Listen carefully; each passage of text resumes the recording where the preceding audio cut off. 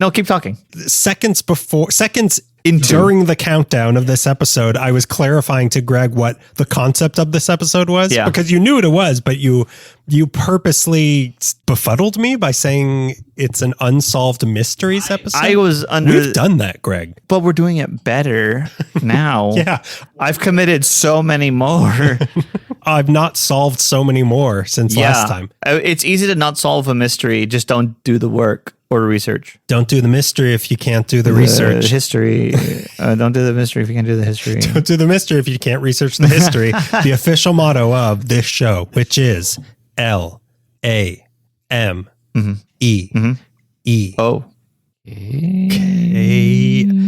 L. Now that you threw an O in there, I don't remember. Yeah. Are we the Annie Oakley podcast? I think L.A. Oakley? I think we're the Onomatopoeia podcast. I've been stuck on the O, though. Onomatopoeia? Hardly. Onomatonua. So that's what you can expect from this show, which is the podcast. What do you keep blowing? You keep blowing air out of your face. I keep mistakenly thinking there's a piece of hair on my pop guard, but I think it's a mustache hair that's really long that I think is in front of me. You have one long hair sticking out of the front of your nose because it is October. It is October, and I'm that big wart you got on there. My hat's especially pointy this month. It is. You sharpened it. Yeah, very sharpened nice. it. I've my broom a little airborne. My pumpkin a little spiced. He didn't like that joke. Yeah, Phantom left the table. Yeah, he doesn't like that. Hi, Ally Meekley, us. Great. If you would like to know who Phantom's owner is, it's me, Daniel Zaffron. Daniel Zaffron? Yeah, Phantom's owner. You've heard of me. Yeah, I'm Phantom's best friend, Greg Gonzalez, and his banker. Yeah. Yeah, I forgot. I'm also his. I'm his fixer. I fixed him. I got him fixed. Yeah, I got him fixed by hand. I learned on YouTube. Is that a bowl for him? Oh, I thought he was sitting in the bowl. Yeah, he is sitting in the bowl. How big is the bowl? It's big enough for him. Big enough to smoke. Am I right, guys? Hey, 420. Yeah, Phantom's now in a bowl, so that means it's officially time to start. This is the city's only LA history podcast. This is the show where we go over Los Angeles history and what Phantom is doing in this exact That's true. moment. We're going to interrupt so much research to be like, oh, now he's moving. Oh my God, he stepped. Oh my God. He's licking himself. He woke up from a nap, but then he went back to sleep. Well, explain what exactly this episode is about to both you and to the listener. Okay. So before we get into our October episode, let us not forget what month it is. Greg, what did you do in the past month? I'm going to tell you something, and I don't know if you know this or not. No, I wouldn't know. But me and your lovely wife. Well, wait a minute. Get your hands off her. And you. Okay. Okay. This turns out to be okay. I'm really aroused right now. No, we all, the three of us went to a Dodger game, and Melissa had never been. You hadn't been in like 33 years or something. Yeah. The last time I went, they were in Brooklyn. Do they still? And I don't mean they were, this was a home game in Brooklyn. Do they still play for that Ebbett fellow? Are they still dodging trolleys? Yeah, the three of us went to a Dodger game when they played the Rockies. I decided to take you because it was one of the 8 times in the 3 days that they played the Rockies. It was a Kings Appreciation Night. And like years ago, I got you a Dodgers shirt with the logo of the Kings, but it said Dodgers instead, which I thought was really funny. And this is like the day I've been waiting to wear it. I was waiting for you to one day wear it, and then I'm like, okay, well, I have to now be the one to take you to wear it. I have to call Dodger management, arrange, and explain who the Kings are. Yeah. And also, you say Kings Appreciation Night as if it's like a charity case. It's a Make-A-Wish. Something really bad's about to happen to the Kings. I don't know if you know where this. They're about to go the same way that Jimmy Kimmel went. Jimmy Kimmel. No, trust me, they're not. I think I've seen the receipts on who gets money from the Kings, and they are, to put it in terms you would understand, safe. But here's the thing about the Kings Appreciation Night, as you call it. So the one king who was there, visible, is... You bowed. You curtsied. I bowed to him. Yeah. I saluted him as they pushed him by in a bulletproof box. He has never played a game as a king. Okay. He played for the the Mighty Ducks of Anaheim for 15 years or whatever. So he was like a villain of the Kings for over a decade and then just got signed with the Kings, threw out the first pitch, and I don't think because of this got injured and may never play a game as a King. He's 40 years old and he just got injured and he may never play a game. 40 is really old. It's the Dodgers curse. When you're injured at 40, they turn you into glue. It is the Dodgers curse. You ride a horse into the glue factory and nobody comes out. Just a bunch of glue. No matter who wins, glue wins. And I knew that you were gonna go nerds for the food there, and then you just complained the whole time. I should have got the other thing. I should have got the other Greg, thing. if I could just say one thing, I should have got the other thing, because I got this like big bucket of hot chicken, which was like $20. I should have just gotten a Dodger dog, which I hear are not that great anymore, but you still got one. Yeah. And I should have gotten ice cream in a hat. You should have gotten ice cream in a hat or a churro sundae. Oh God, in a hat. In a hat. But as long as it's in a hat. You wanted to bring these 3 sodas in. Oh my God. And then they wouldn't let us bring aluminum in, even though they sell aluminum in the stadium. I was like, this is going to be nice for everybody, and I'm going to save us like $10 each. But they didn't allow aluminum cans inside the gate, so we had to pound these sugary drinks at the gate. And no. They were zero sugary drinks. Sugary It was drinks. 7-Up Tropical. You guys had 7-Up Tropical, and I had I had Dr. Pepper Zero. Yeah. And we just stood there by the security guards drinking. And like, I'm sure the 3 of us were like, we could shotgun this real quick. It took us like 4 minutes of like, oh my God. It was like the fizzy lifting scene in Willy Wonka. Like we couldn't stop burping. It was disgusting. And it didn't ruin our appetite, but it like kind of Tanya Harding'd it. We were kind of like limping around. It kind of Corey Perry'd the Almost Kings former Ducks players. But I had a good time. Yeah. So moving on. No, we had a really fun time. Like I said, I hadn't been there in honestly probably 20 years. I don't think I've been to a Dodger game, but it was really fun. We had good seats, really low down. And we almost missed the most important thing. I walk up, I'm walking and saying, my God, you're Greg, right. do you think I'm going to catch a ball? Greg, is Shohei Ohtani going to throw a ball just to me? We walk to our seats. There's a ball sitting on my seat. Yep. There's a ball right there in your seat. The seat that we declared you were going to sit in. He's going to sit in the middle. And then, and there was a ball there for you. And you, okay, we go and see X and you win like $2 and it becomes the entire story throughout time. And I feel like there was another thing that the 3 of us, or maybe, there was another thing we did, and like you came up somehow and you're like, look at me, like big dicking it around. And then like you find this ball, and when me and Melissa were getting food, I'm like, he did it again. It's just always magic happening to him. And he's like, boo, boo, boo, boo, boo, boo. I live a semi-charmed kind of life. I just walk around, and whatever if it be at a horse betting track, I get horse money. If it's a baseball stadium, I get baseballs. You walk on air. You're Jesus. You walk on water, you don't get your feet wet. A little wet behind the ears, but hey, no one's perfect. No one's perfect, eh? I don't know how. I'm not lucky in anything in life except getting whatever I meant to get from an experience. Yeah. If you were only collecting these things in a box, you'd have $2 of baseball and like a third thing. And then like it's like a Harry Potter magic where it's just going to like, you're going to need all these things at once in the future. Well, I did imbue part of Shohei Ohtani's soul. No, actually, I know another Dodger, Clayton Kershaw. This thing on Clayton Kershaw. A name from another era. That is a name of a player from the 1890s, Clayton Kershaw. But it was a lot of fun. Yeah. And now Melissa is into baseball. It's so awesome. You ruined it. I'm glad I ruined it. You ruined what we had. This was a hockey family. Now we are a house divided. My sport, they hold sticks. Her sport, they hold sticks. But we can't get along. But what shape of thing do they pummel with stick? I'm so glad she's watching. You told me she's watching Ken Burns baseball, which makes me so happy because very few people have seen it, and it's me and the inmates. She's watching. Well, get ready. She's going to be joining the inmates soon. She's walking around like you said, like Negan. She is watching The Natural right now. So proof in the pudding in a hat. Mm-hmm. Well, it's okay. She got nachos in a giant Dodger helmet, and we still have it. We wear it sometimes. To feel safe. Nacho's still intact. This place is under construction. Yes.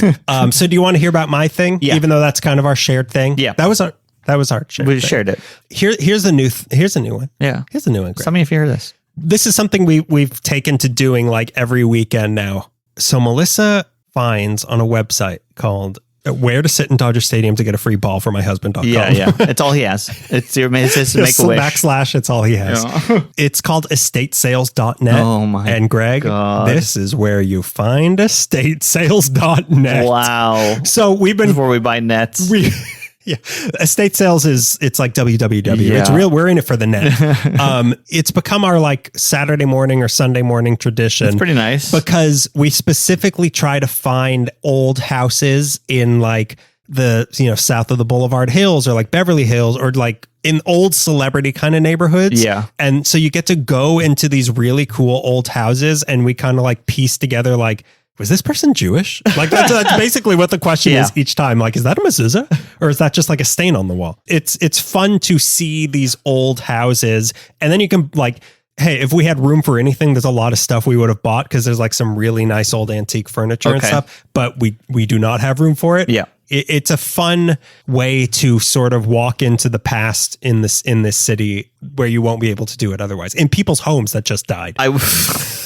This mixes two of my favorite things, which is yard sales in good neighborhoods and the part of trick-or-treating and entering and B&Es. Yeah. The part of trick-or-treating when you get to look into other people's homes. Yeah. That brief moment where you're like, is that, you're not, you're, yeah. Oh, is that a mezuzah? Should I not go to this house? Is the candy going to be weird? They're Jewish. Is the candy going to be like just like put like peanut butter wrapped or something? This is Greg's impression of Jewish people. But speaking of Jewish people, get this. One of the people's whose house we went into just a couple weeks ago. Well, I'm sure he was, but he won an Oscar. He won 2 Oscars for the set design for The Diary of Anne Frank and Fantastic Voyage. Wow, really? Yeah, 2 sister movies, really. 2 sister movies, but they're both about being trapped places. It was like a really cool, like real, like when you walked into this particular house, like it was kind of run down because I think I don't think the lady shouldn't have been living alone. I don't think. Right. But it felt very much like, because it was in the hills of Encino, like a big pool looking over like the valley and these like wood paneled old like 50s, 60s, maybe 70s stuff. And just, you could feel like, oh, there were like old Hollywood things going on here. Like there were executives, probably the now gone Robert Redford probably was in here at one point. The Natural. I love, that's really cool. There's an area by the Arrow in Santa Monica, what's that, Montana, in like 15. And I'm like dying to walk in those homes, like more than a lot of other homes for some reason. Whenever I'm walking out of the movie to my car or a couple blocks away, I'm like, that's a really nice neighborhood. Yeah, I would like to go to an estate sale here. Hey, I got just the website for you. You let me know. It's myhusbandneedsthisvictory.com. Well, now look, let's get into this month. Greg, okay. You know what month it is? It's October. It's Rocktober. It's Shocktober. It's Shacktober. Happy Shacktober Fest, did you get everybody. anything for Shacktober? Yeah, I got a size 400 shoe. I could only afford one. But Greg, fall has fung. It has fung and Halloween is here. Yes, finally. It is finally here. Sure, there was candy corn in the grocery stores in March, but fall and Halloween is finally here. So this is when we do our episodes where we talk about something spooky-ish, but not scary. We save that for December. We'll talk about tangential... Weird, creepy. Strange. No, not creepy. That's trademark a December word. Tales of the strange. It's strange. I am Elvira. I am Shaquille O'Neal. History's greatest monster, Shaquille O'Neal. And I'm here to sell you a car or whatever I do now. Apply this directly to the forehead, and it's an axe. Yeah, that's what Shacktoberfest should have been, like a Shaq themed maze. Yeah, and apply directly to the forehead. He hits you in the forehead with an axe. Yeah. Call 1-800 the General now because you're in a car crash. And you wake up it's like the horrors of war. Like you wake up in a trench in 1915. And Shaq has always been around. Yeah. He's like Lieutenant Dan's family. Get up, soldier. It's General Shaq. The General. Yeah.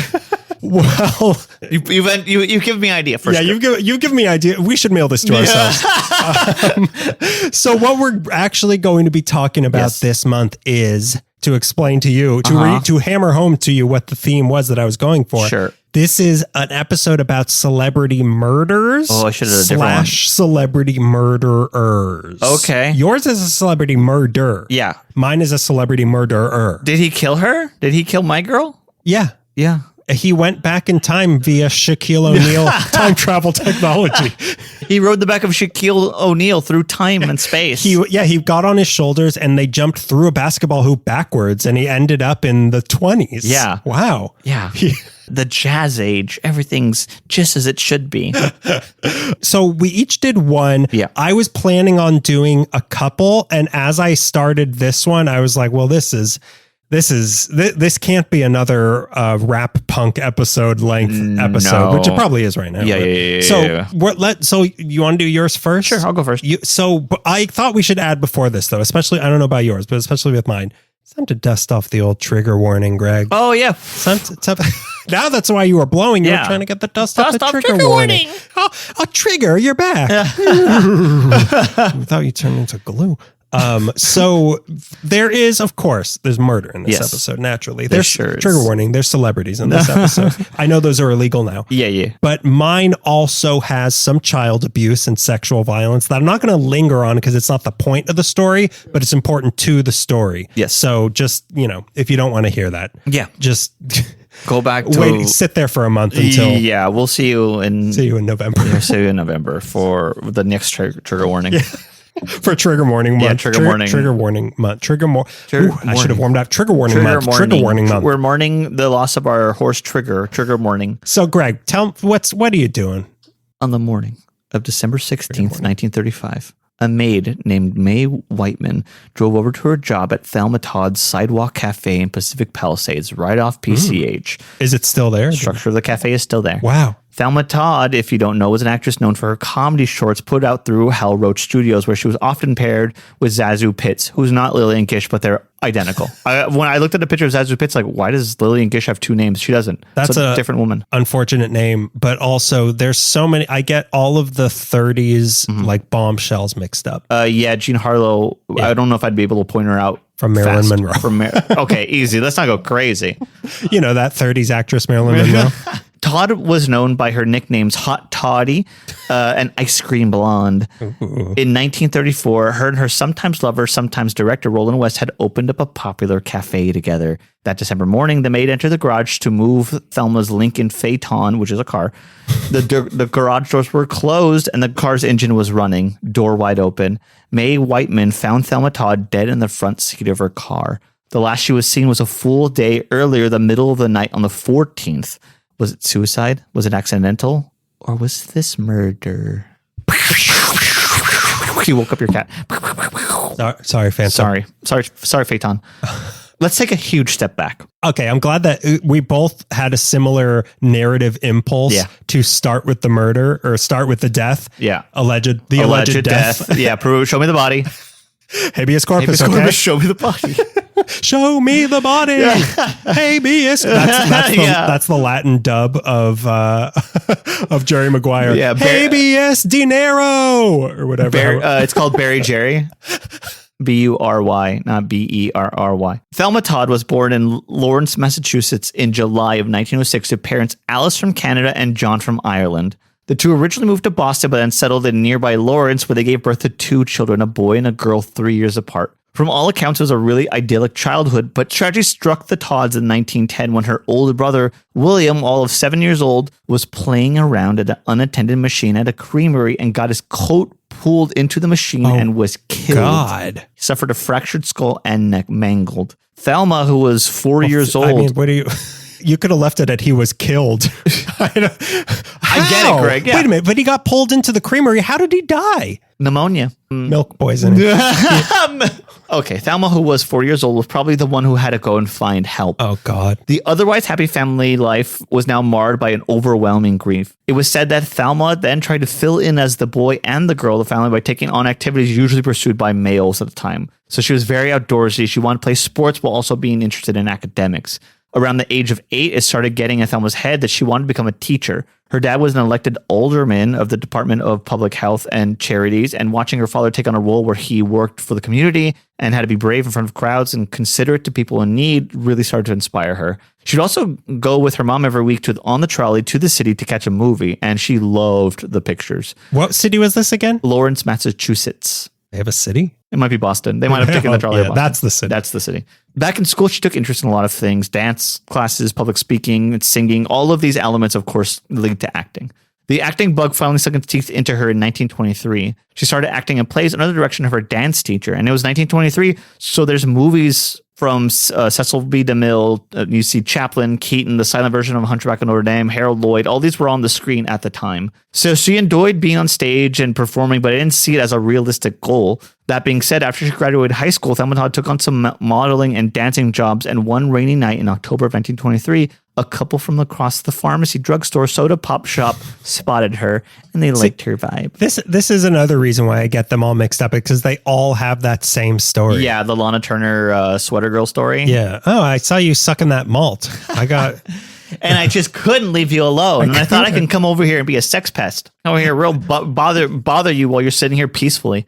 These were the Fredericks, Mr. and Mrs., and they were getting ready to put on a fashion review at a theater nearby and approached her to see if she wanted a model for the show. She agreed and was paid $20 and a free pair of shoes for leading a successful fashion show for the Fredericks. The following April, she took a part in another show at the Empire Theater. These shows led to a small role in a little local film called The Life of St. Genevieve, and followed that movie up with another little one from the same brothers, Tangled Hearts. She was enjoying making money from acting and modeling, but she still wasn't sold on this as a career path. She took a job at a department store, but as legend goes, and it's just legend, I don't know if this is true, she was simply too beautiful to be put on the floor, since everyone crowded at her, and this didn't really bring in sales, it just brought in crowds. Nobody was buying anything. A shoe salesman later in life said Thelma had applied for a job with him, and he turned her down because she was too beautiful to be selling shoes. I don't buy this narrative. This is a PR. Yeah, what publicist wrote this? Was it Shaquille O'Neal? Yeah. You're too beautiful to be in a movie with Marilyn Monroe.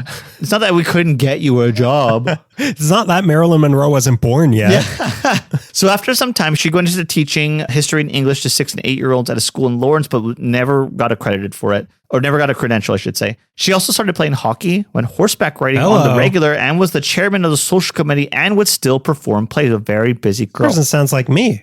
I do all those things. I do all those things. I'm a committee. Form a committee and be in plays. But I've ridden horses and I watch hockey. I watch hockey. When's the last time you played hockey? What's the question? When was the last Thelma Todda picture? Was she at the Dodger game too? She was there. You know that organ player? Thelma Todda. In June of 1925, when Thelma Todda learns about a local beauty contest looking to crown Miss Lawrence, Massachusetts, she talks about it as a lark. Imagine I won, haha, and all her friends were like, just censor that damn. We know you. Stop pretending. Of course, with her experience performing on stage as a model and actress, and being as a teacher, being in front of like the kids, it was easy for Thelma to stand out among her competitors. She just had natural stage presence. She was used to being in front of people. It's hot for teacher. Hot toddy for teacher. She took the stage of the Roseland Ballroom, and it wasn't hard for judges to select Thelma as a new Miss Lawrence. A lot of biographies think there's an A to B direct path between the beauty contest and the movies, but actually, becoming Miss Lawrence was just the icing on the cake, the confirmation of her stardom. 2 months before the contest, Thelma had submitted an application to an acting school that was forming for a production studio, Famous Players Lasky, to pluck actors from. This was one of the famous ones that became like, MGM or something? Yeah, I don't know, but I know that we know that name. It's probably Netflix now. It's probably been bought 700 times. I think this is Paramount Plus. Yeah, as she was taking part in the beauty. It's actually Fubo. They became Fubo. Can you believe it? It became Tubi. As she was taking part in the beauty contest, a telegram arrived inviting her to an interview with Jessie Lasky of Famous Players Lasky. She was offered a spot at the Paramount School. They were putting a school together while they awaited a production to start to place her in. So yes, while she was being interviewed about her beauty contest win and being given her flowers, she is already talking about becoming a Hollywood actress. And it seems to a layperson that as soon as she was crowned Miss Lawrence, immediately she got a movie contract. Yeah. It would seem that way to people, but she'd already been working on it. They happened simultaneously, though. It's like those movies where like an actor made a movie And then before that movie could come out, they made a better movie. They made a better movie that made them a huge star. And then this like really bad student film is like, you gotta see TXX 138. That's the prequel. That's the prequel to The Godfather. Yeah. You've got to see this guy. He's in Synanon. He's an extra. Very soon after her win, she'd be whisked away to Paramount School in Astoria, New York. Thelma found the Paramount School kind of silly and thought running around in costumes performing old plays with 15 other drama dweebs was childish, but she kept at it anyways, thinking that maybe teaching would have to save her in the end. The school was also strict about male-female interactions off the stage. They were housed in different buildings, and staff frowned on canoodling.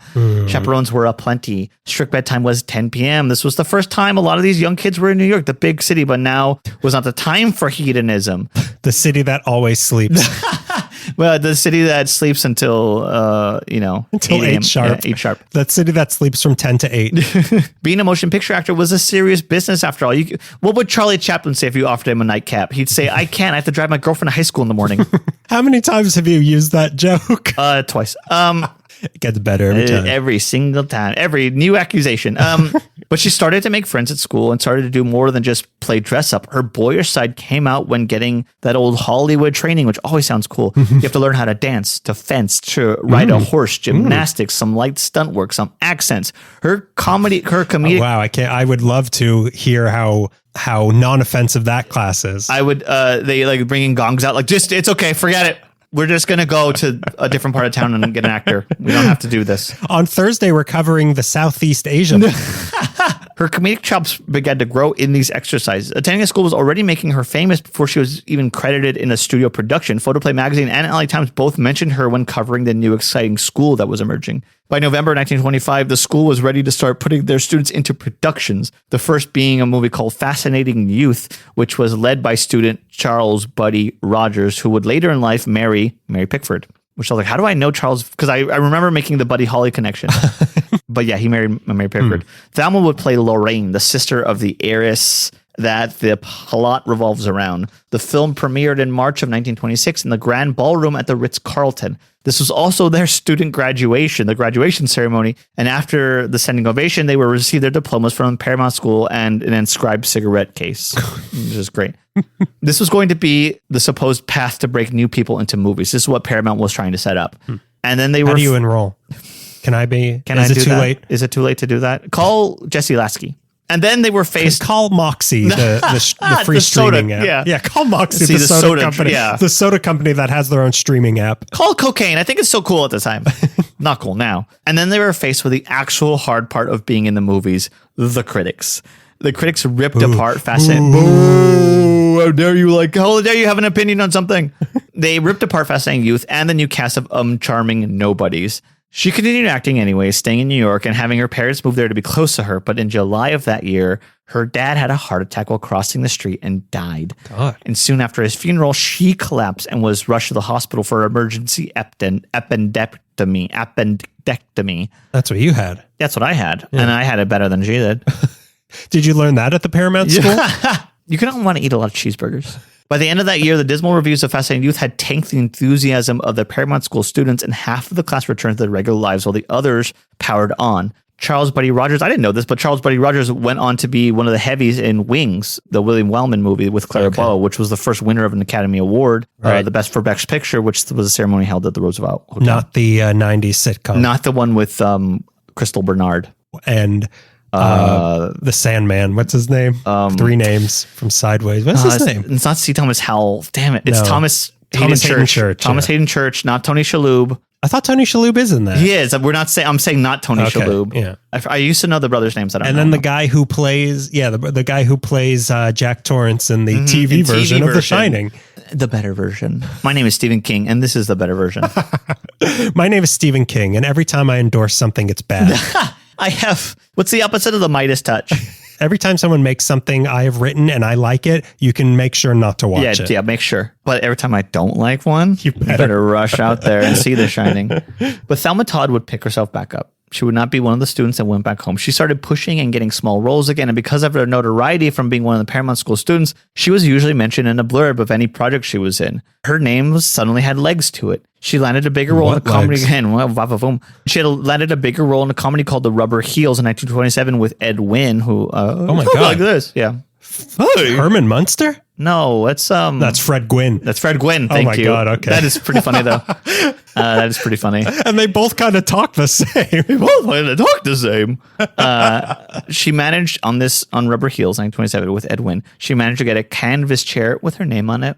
Wow. She's made it. She's made it. Suddenly, she's Miss Todd on set. Oh, I'm sorry, I'm late, Miss Todd. It's okay if you throw coffee at me, Miss Todd.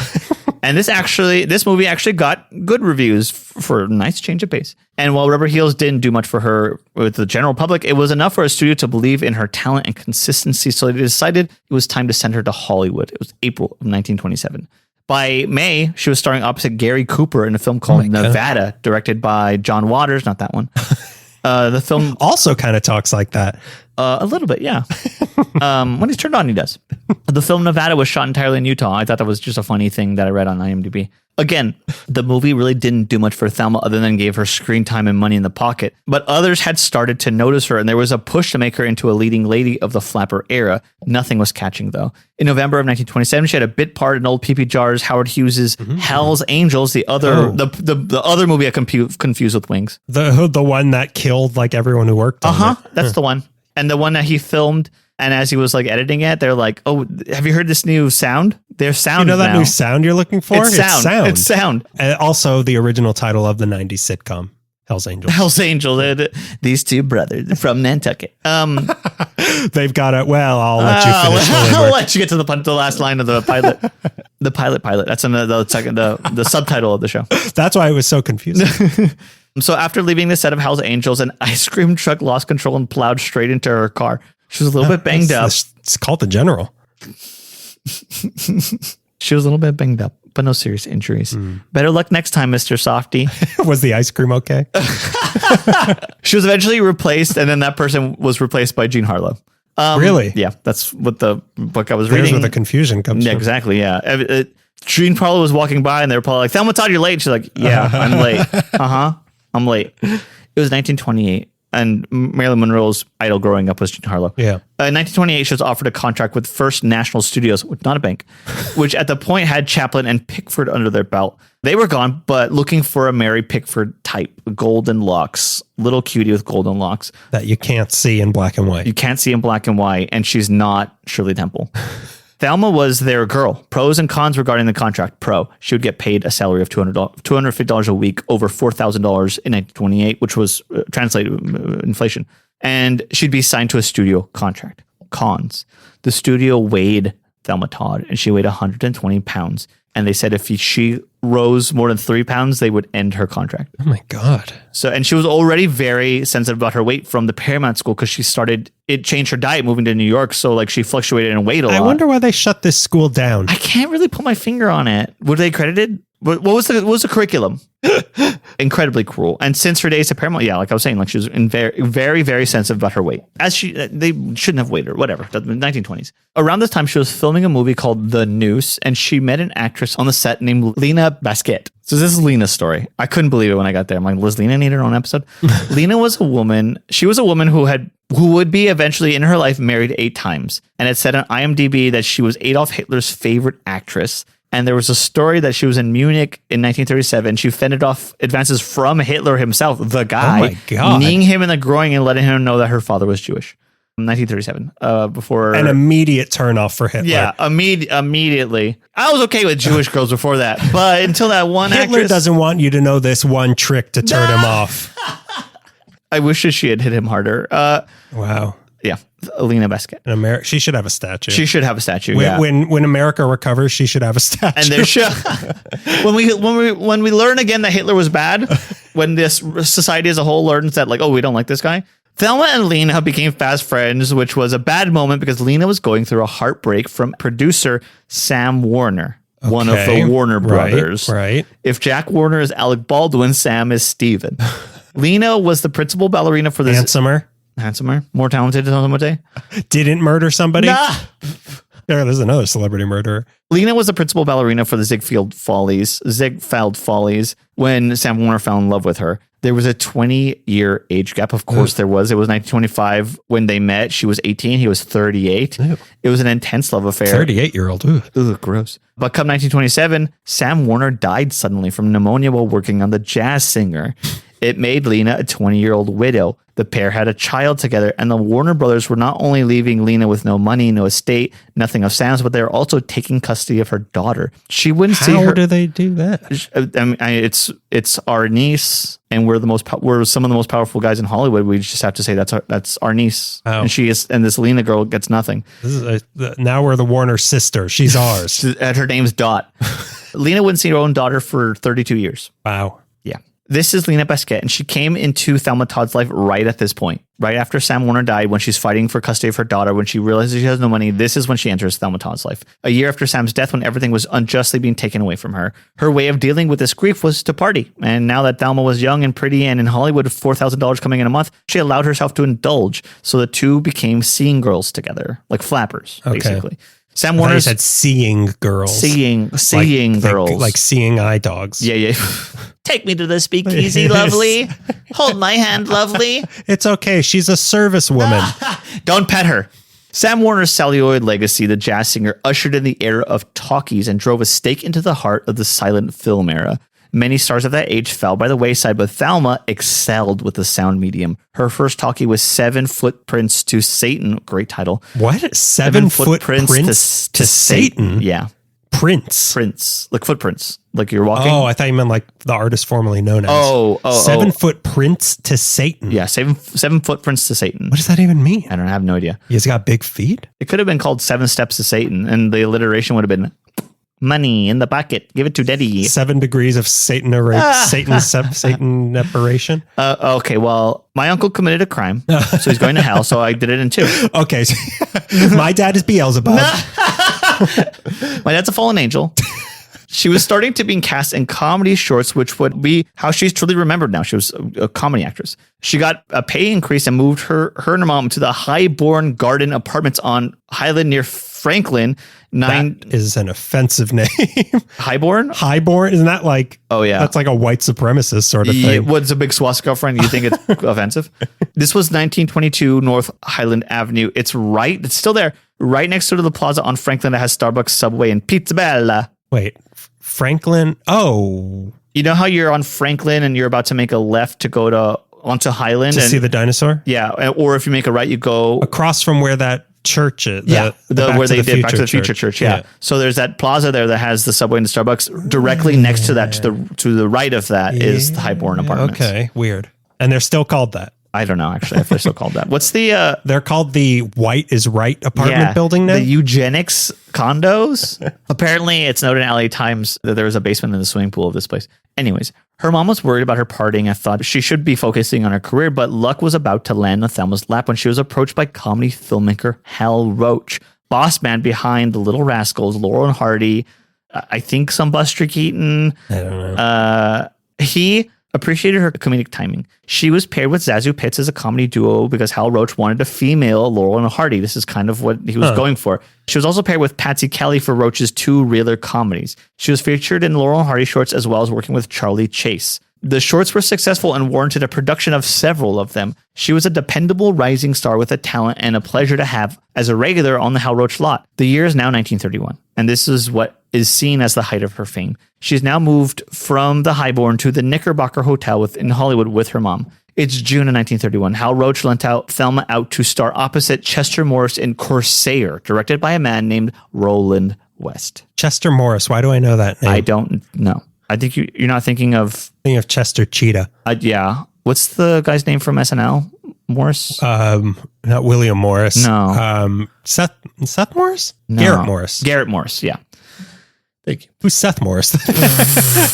Okay, so she meets Roland West, the director of this movie. West was taken with Thelma and wanted to completely remake her image from a comedy star to a dramatic actress. He was even considering a name change, and for a while her name changed from Thelma Todd, nice alliterative, to Allison Lloyd. Who's that boring? Who cares? And why, if you're trying to be a dramatic artist, don't take the last name of the funniest man alive. Oh, yeah. Harold Lloyd. Yeah. Christopher Lloyd. Christopher Lloyd. I remember a certain podcast with a certain lovely host named Corinna Longworth talking about Marion Davies and how women of that era were seen. If you were in comedy, it was like a turnoff. Like, I remember hearing her talk about Hearst thought only ugly girls were in comedies. And I wonder how much that factors into Thelma's story about him being like, no, you're too pretty to be a comedy star. And then like, maybe it was we're subverting the stereotype. Normally there's some real uggos and fuglies coming into the comedy world, but look at this hot broad. Yeah. Joanna Rogan.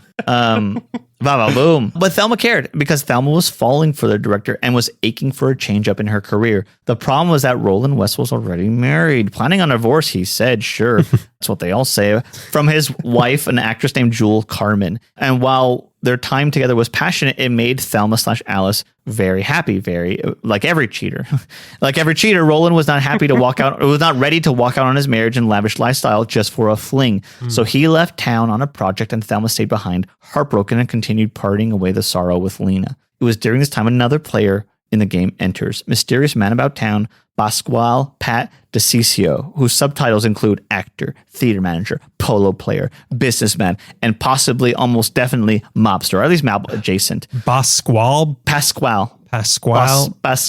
What's his last name? DeCiccio, or Pat DeCiccio. Wow. Certainly dapper. Nah, that guy can't be in the mob. No, certainly not. Certainly dapper, certainly a ladies' man. They first met at the Ambassador Hotel, and not long after he proposed and she accepted. They were now man and wife, and then the abuse starts. It was July of 1932, and she was about to knock out 2 films from the Marx Brothers. She's in Horse Feathers, she's in Monkey Business. Really? Yeah. But DeCiccio, she just plays the straight. But DeCiccio didn't like her long hours on a set. Her career was always going to come first, and that didn't sit well with him. She continued anyways with her comedy career, starting in More Shorts with Zazu Pitts, landing some dramatic roles. So the two divorced in 1934. DeCiccio later introduces Marilyn Monroe to JFK. Anyways. At the Ambassador Hotel? Yeah. Where his brother would die? Yeah. Get over here. I got to show you the kitchen. He introduced RFK to the Ambassador Hotel. Sirhan. You two get along, okay? He introduced Sirhan to Sirhan, and they Megatron.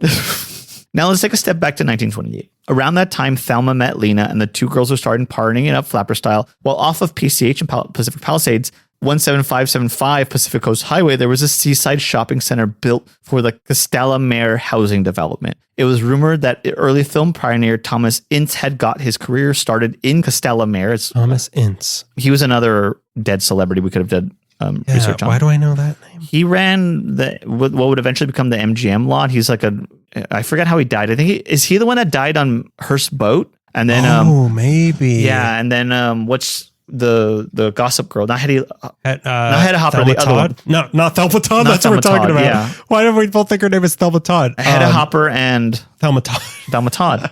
Hedda Hopper and Gloria Vanderbilt. Damn, what's the other? Perez Hilton? Luella Parsons. Luella Parsons, yeah. One of those two was on the boat, and they think that's why they got... I don't remember. I did research on one of them, and I don't remember.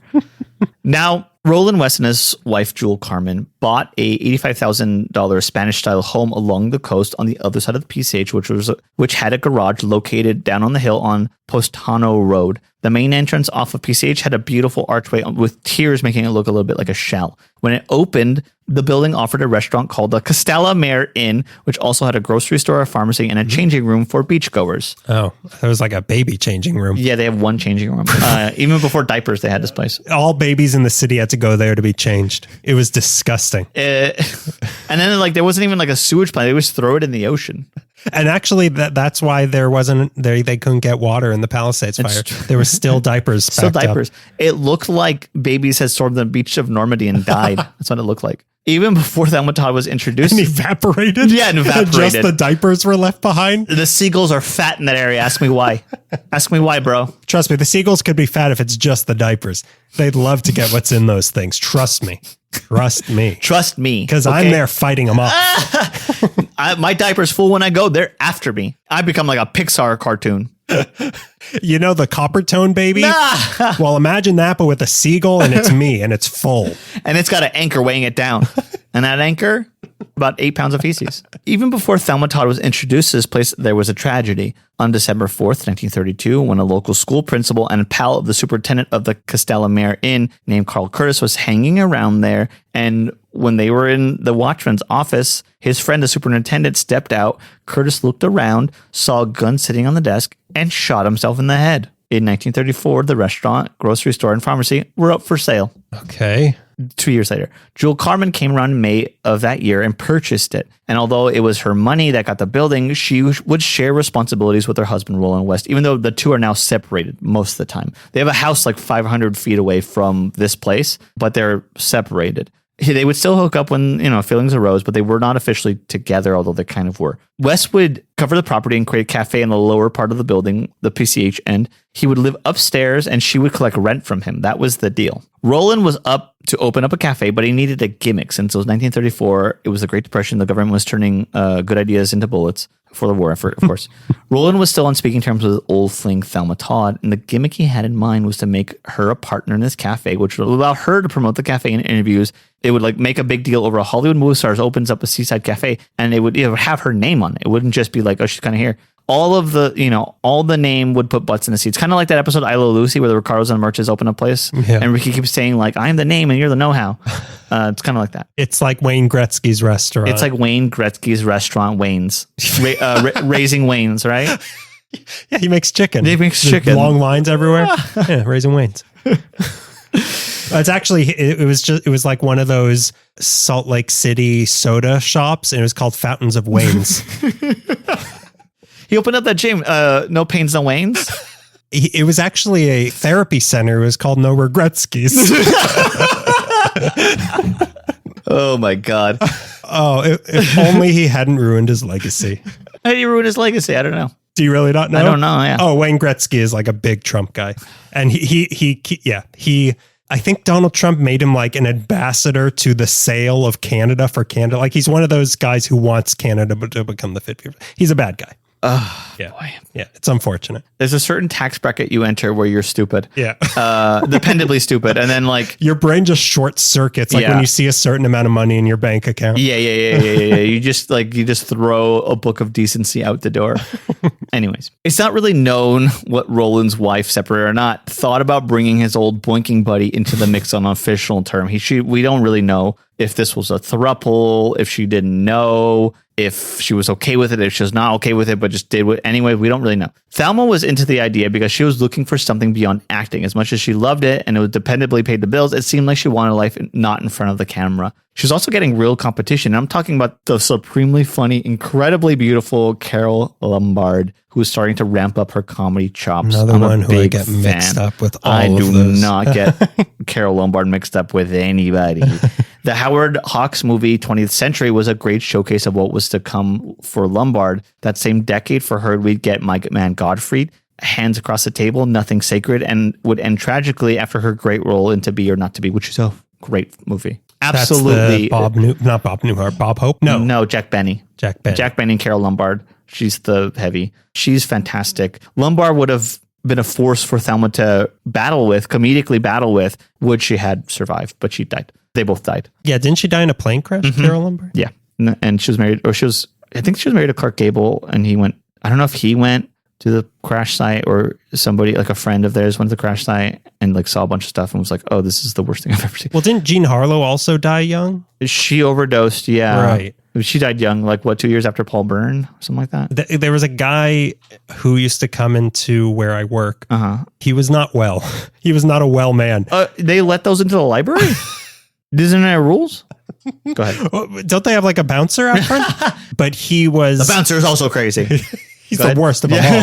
He was obsessed with Jean Harlow, and I once heard him say he planned to go to Hollywood Forever or wherever she is buried and crawl into the crypt with her. Huh. Yeah. Yeah. Anyway. Best of luck to him. Best of luck to him. I haven't seen him since the pandemic started. Best of luck to him. Best of luck to him. The restaurant would be called Thelma Todd's Sidewalk Cafe, and she was putting her work into the creation of the place. She wasn't just a name on the building. She would work all day at Hal Roach Studios, then haul rump up to PCH to the cafe and continue working. Wow. And with a schedule like that, instead of doubling back to the Knickerbocker, she would opt to sleep at the room above the cafe in the same space as her old lover, Roland West. And there's rooms were separated, sure, but there's no Paramount School chaperone staying the night home. Okay, rumors started about that the two had rekindled their old flame. This isn't New York City. You can stay up all night. No one's checking on you here. The Sidewalk Cafe opened in summer 34, and it was a pretty successful from the opening. The menu was good, the head chef was good, but a lot of people came to see the lady whose name was on the building. And if you were some dumb Okie who wanted to see a movie star, you could get very lucky and catch Thelma there, and she would go and sign a menu for her or her fans. Wait, you get to keep the menu? If she signs it, yeah. Possession's 9/10 of the law. I heard that in Iowa Lucy. I don't know if that's still true. Signing by a celebrity is 1/10 of the law. So there you go, 10/10 of the law. The last part of it is a signature from a celebrity. And just when things were looking up for Thelma, here comes Pat DiCiccio back into her life. He was back on official business. The two were being sued for unpaid rent from an old renter, and when they lived together. Love was not reset, but Pat was lurking around. Thelma was in love with Roland, and she wouldn't let Pat ruin that for her. Surrounding that, weird things were happening.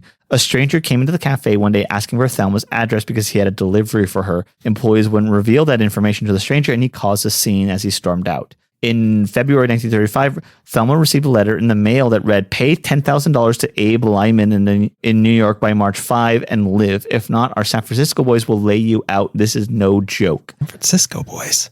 The band? The Padres? Are they like the West Side Jersey boys? Those darn San Francisco boys are at it again. Abe Lyman was a band leader that Thelma once dated, but she was sure that he had nothing to do with this. And of course, LAPD chalked it up to a woman wanting attention and made a veiled accusation that Thelma sent it to herself. Wait a minute. The LAPD didn't believe a woman? The LAPD of the 30s.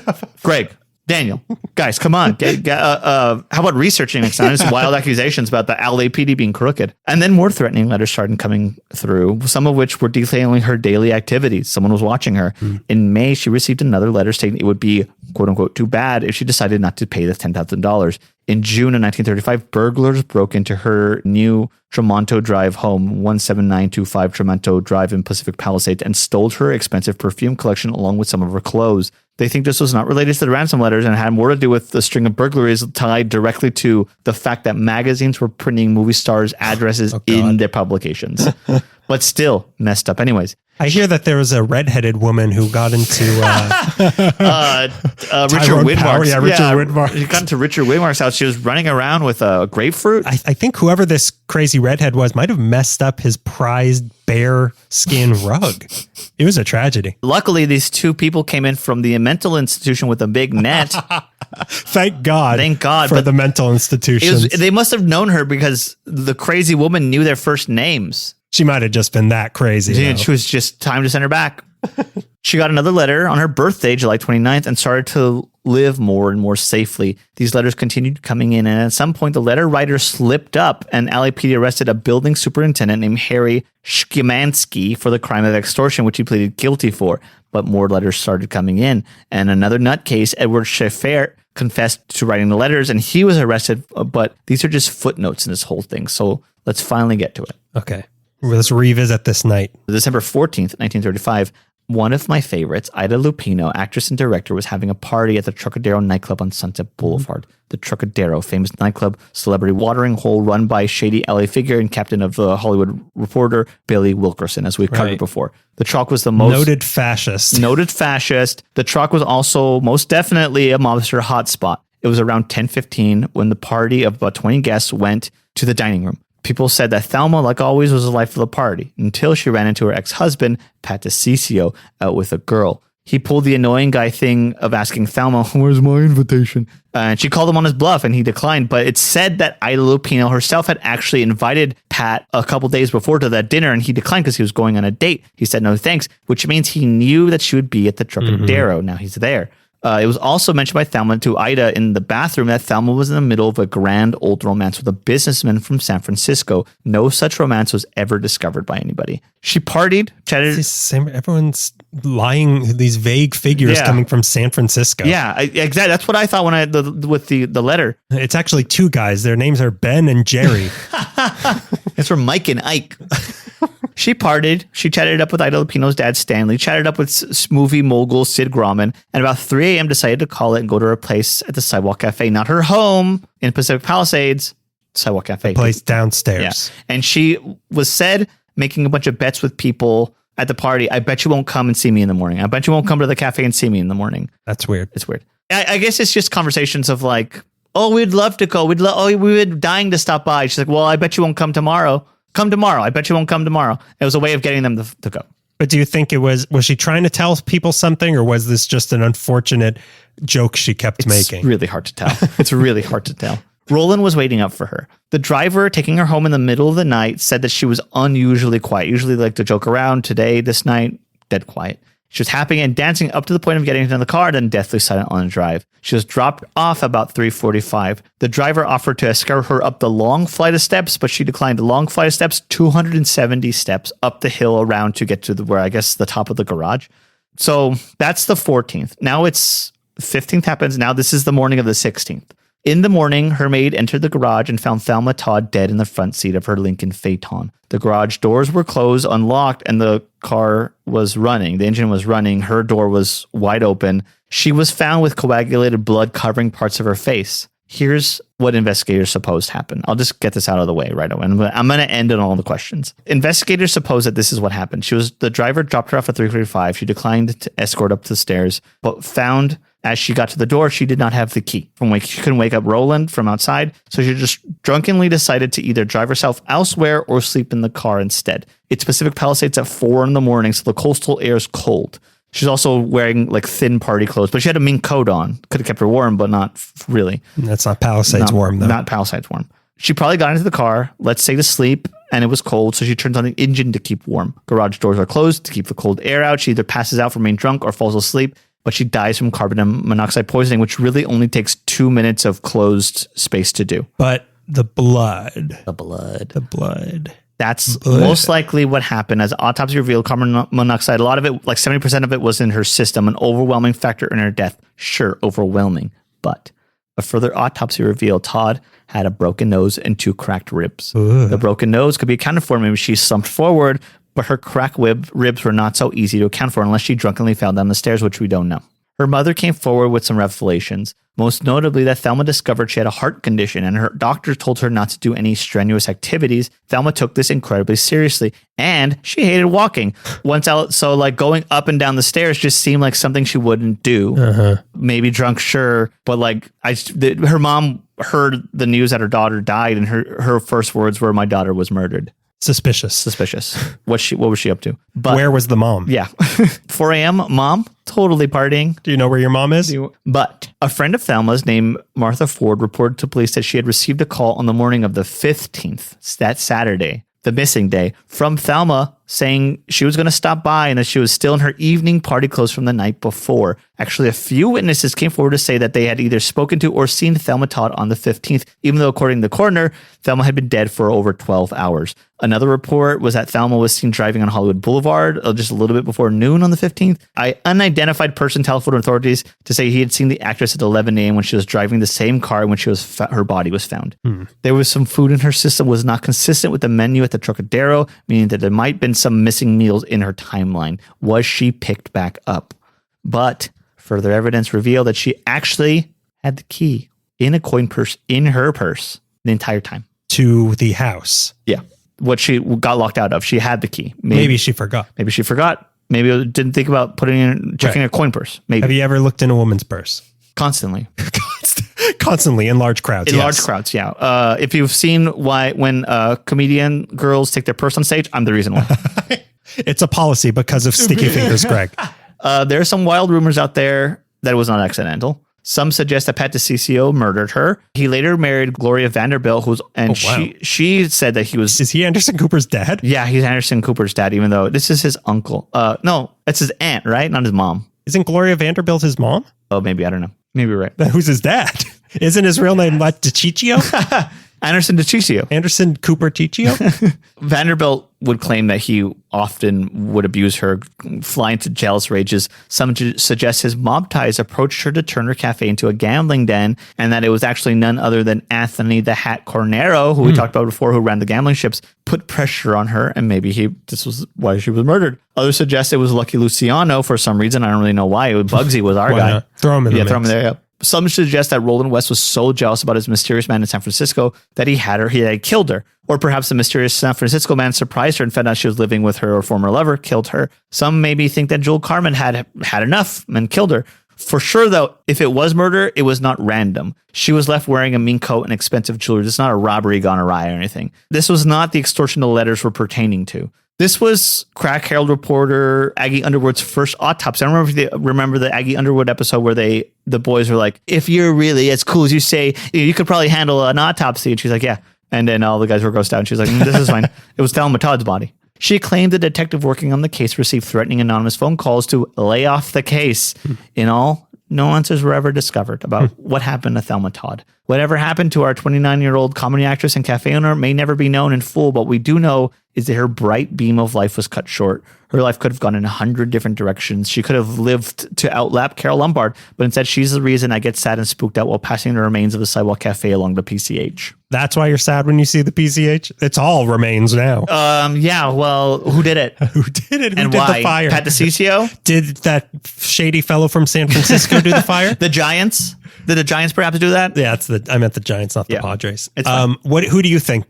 We'll go over mine also, what we think, but what do you think of this? I think that if she was alive on that second day, on the 15th, and she was probably murdered, I think Aggie Underwood was saying Roland didn't murder her, but knew that she was dead, found her in there, and left her in there because he didn't want to be the one to make the phone call that she was dead. So he left her for an additional day. If there can ever find out what happened in that middle day, I'd be very curious because I could see ever. Yeah, I could see. I don't know. Pat DeCiccio wasn't like stalking her.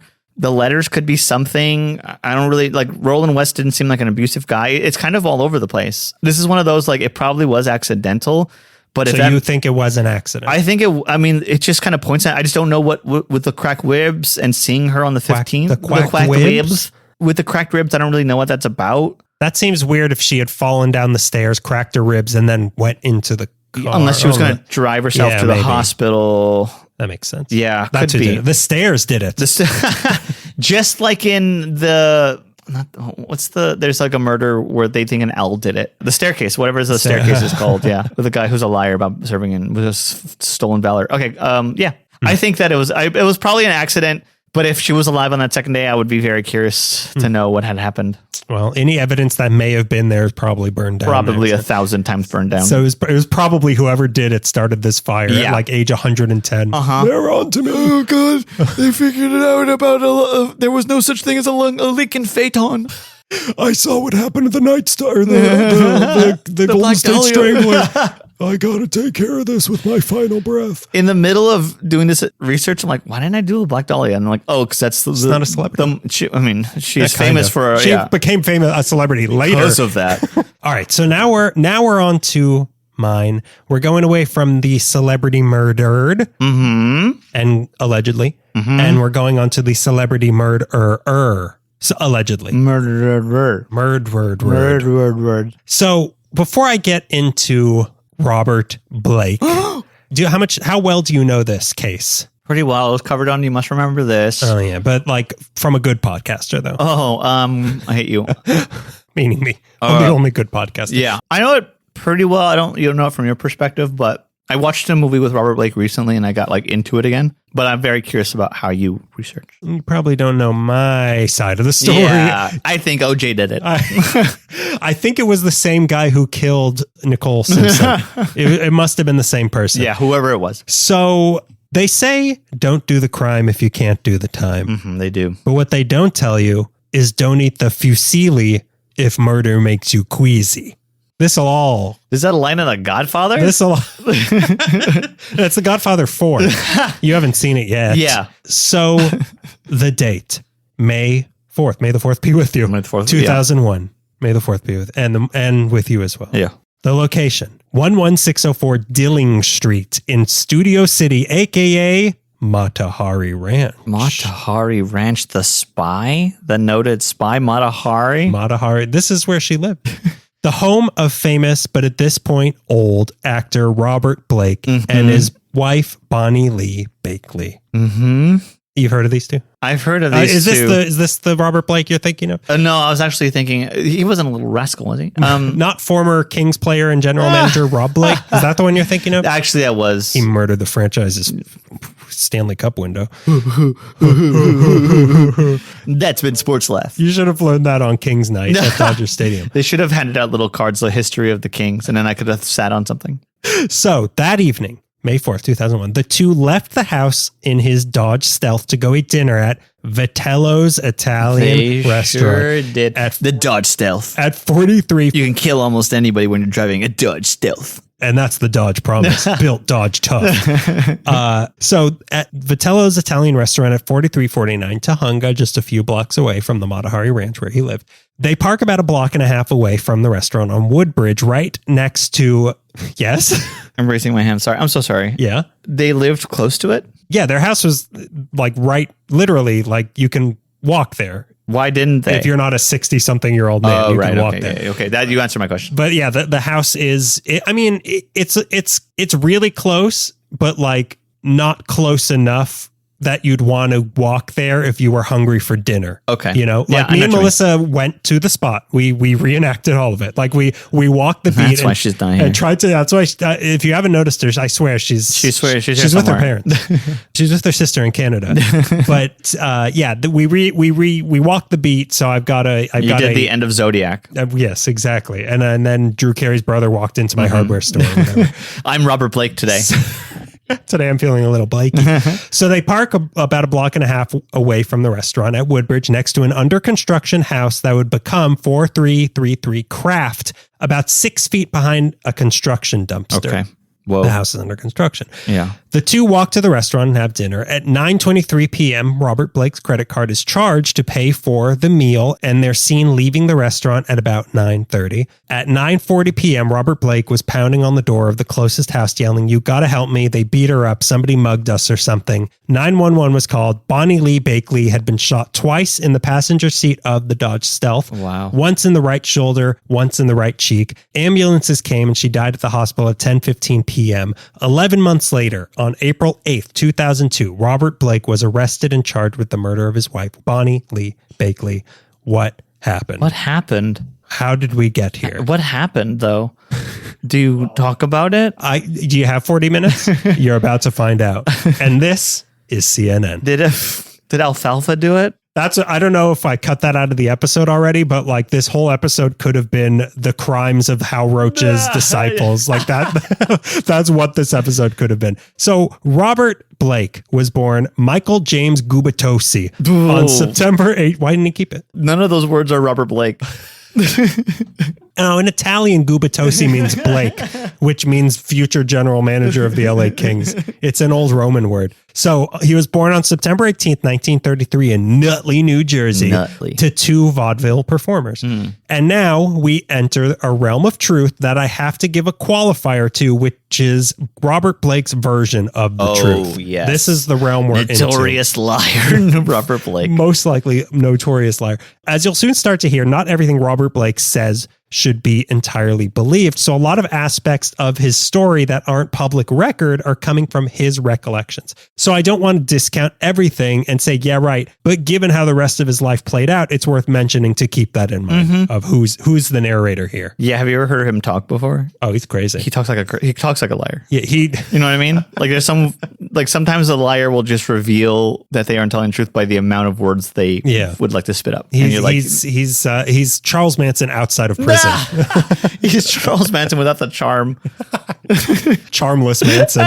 So his childhood had one side that everyone in the U.S. knew about and one side that, according to him, was truly horrible. Yeah. Supposedly, his true dad was his uncle, and his mom tried to have him aborted twice, but it didn't work. Then, when he was actually born, his parents put him into a vaudeville act with them, basically as a baby, called the Three Little Hillbillies. Mm-hmm. They were the Three Little Hillbillies. I would have bought tickets to that. Yeah, I would have snuck into the balcony of a theater. Yeah, I would have found the part of the tent that nobody was watching and lifted it up, and all my little rascals. Yeah, exactly. Me and the rest of the little rascals. Spanky and Froggy and Gubatosi. So then when he was 5, the family moved to LA where they thought they could get their little infant into movies, which they did, with his first film role being in Bridal Suite. Then came his big break of sorts when he was cast as Mickey, one of the little rascals in Our Gang. He sure was. Over the next 5 years, he appeared in about 50 Our Gang shorts, which were made by Hal Roach. Yeah. But he also got cast in the Red Ryder Western series, where he appeared 23 times as a young Native American boy named Little Beaver. That's funny. That's what Leave It to Beaver is about. Yeah. There's a spinoff of Red Ryder, and they made him white. They made him really white. The most white. And just in case you doubted his range, he also played a little Mexican boy later on in Treasure of the Sierra Madre. Did he really? Yeah, I think he gives Humphrey Bogart the lotto ticket. He's supposed to be Mexican. Oh, that's why I didn't recognize him. Yeah. Okay. Like they keep saying that Charlton Heston is in Touch of Evil. I'm like, where? You mean Orson Welles? Well, I legitimately cannot see through the makeup that it's Orson Welles. So it wasn't until 1942 in the movie Moki that he was first billed under his new stage name, Bobby Blake. I don't know why he picked the name. No, I don't know. Bobby Blake. I guess the good alliteration. He picked a name that sounded like a murderer's name. It was a murder from 500 years ago, and he really liked it. He was in the murder archives trying to find it. So this is one of 4 different instances in his career where art began imitating life for him, where he played the titular Moki, a troubled child that got up to no good. Right. It was on this movie set at age 8 where he said he got a hug for the first time in his life. Wow. It was the star of the movie, Donna Reed, who gave him that hug. This is where he claimed his parents never hugged him. Donna Reed hugged him for the first time. Donna Reed of It's a Wonderful Life? Is Donna Reed in, who does she play? I think she's the wife. She's the life? Yeah, she's It's a Wonderful Wife? It's a Wonderful Wife, and she was a wonderful wife. Is she the wife, really? I think so. Okay. Let me look that up. She's the librarian, the mousy librarian. Mary, and my brother, Harry. Mary, why won't you be my wonderful wife? You're a dork, Mary. Oh my God. This is the darkest timeline, Mary. You're a dweeb. You're an absolute buffoon. Yeah, it's her. It's her. Wow. Okay. Interesting. So she's an accomplice. Yeah, she hugged Bobby She's Blake. in on it. She put a little gun in his back waistband. Use this. Do it. Earn this. So he said this is the first hug he ever got in his life. It's tragic. That's because his parents were severely abusing him. This is where the trigger warning comes in. His movie earnings were supporting the entire family. And according to Blake, his parents resented him for that and resented his success that they never had. Okay. That makes more sense. Yeah, that makes more sense. You give me money? Yeah. But no, they were just jealous of their 8-year-old son. Yeah. Again, according to Blake, his parents were assaulting him both physically and sexually. Mm-hmm. They would lock him in closets. They would tie him up and whip him. They would make him wear a leash and eat out of a bowl on the floor. He said his dad's beatings were so bad it left him with brain damage. So it was not a good childhood, according to him, and he began acting out. He was expelled from 5 schools, and at age 17, he finally ran away from home and left his parents behind forever. Mm-hmm. He also left Hollywood behind at this point as he ran straight into the comforting and definitely not abusive arms of the U.S. Army. Oh, wow. I didn't know and that. This is where history has caught him in a lie. He says that in 1950, he was conscripted into the army for failing to register for the draft. But if he was born in 1933, like he says he was, that would mean he was only 17 and wouldn't have been eligible for the draft. So either he lied about being conscripted and had willingly joined the army, or he lied about his age, which it's Hollywood. So I'm shocked he wasn't saying he was 17 in 2001 when this happened. People getting drafted in 1950? Korean War. Oh, the Korean War. I forgot about that Korean War. Okay. I forgot about the Korean War. You can get... Oh, yeah, you're right. Okay. I just assumed because the victory in Europe that the draft had ended. Yeah. because there was already a lot We're of soldiers. dismantling the military. Yeah, the Great War is over. The Second Great War is over. And there can't be a third. Did Korea know that the sailor kissed the nurse? The sailor kissed the nurse. It's over. Did Kim Jong-un's grandfather or whoever not see that picture?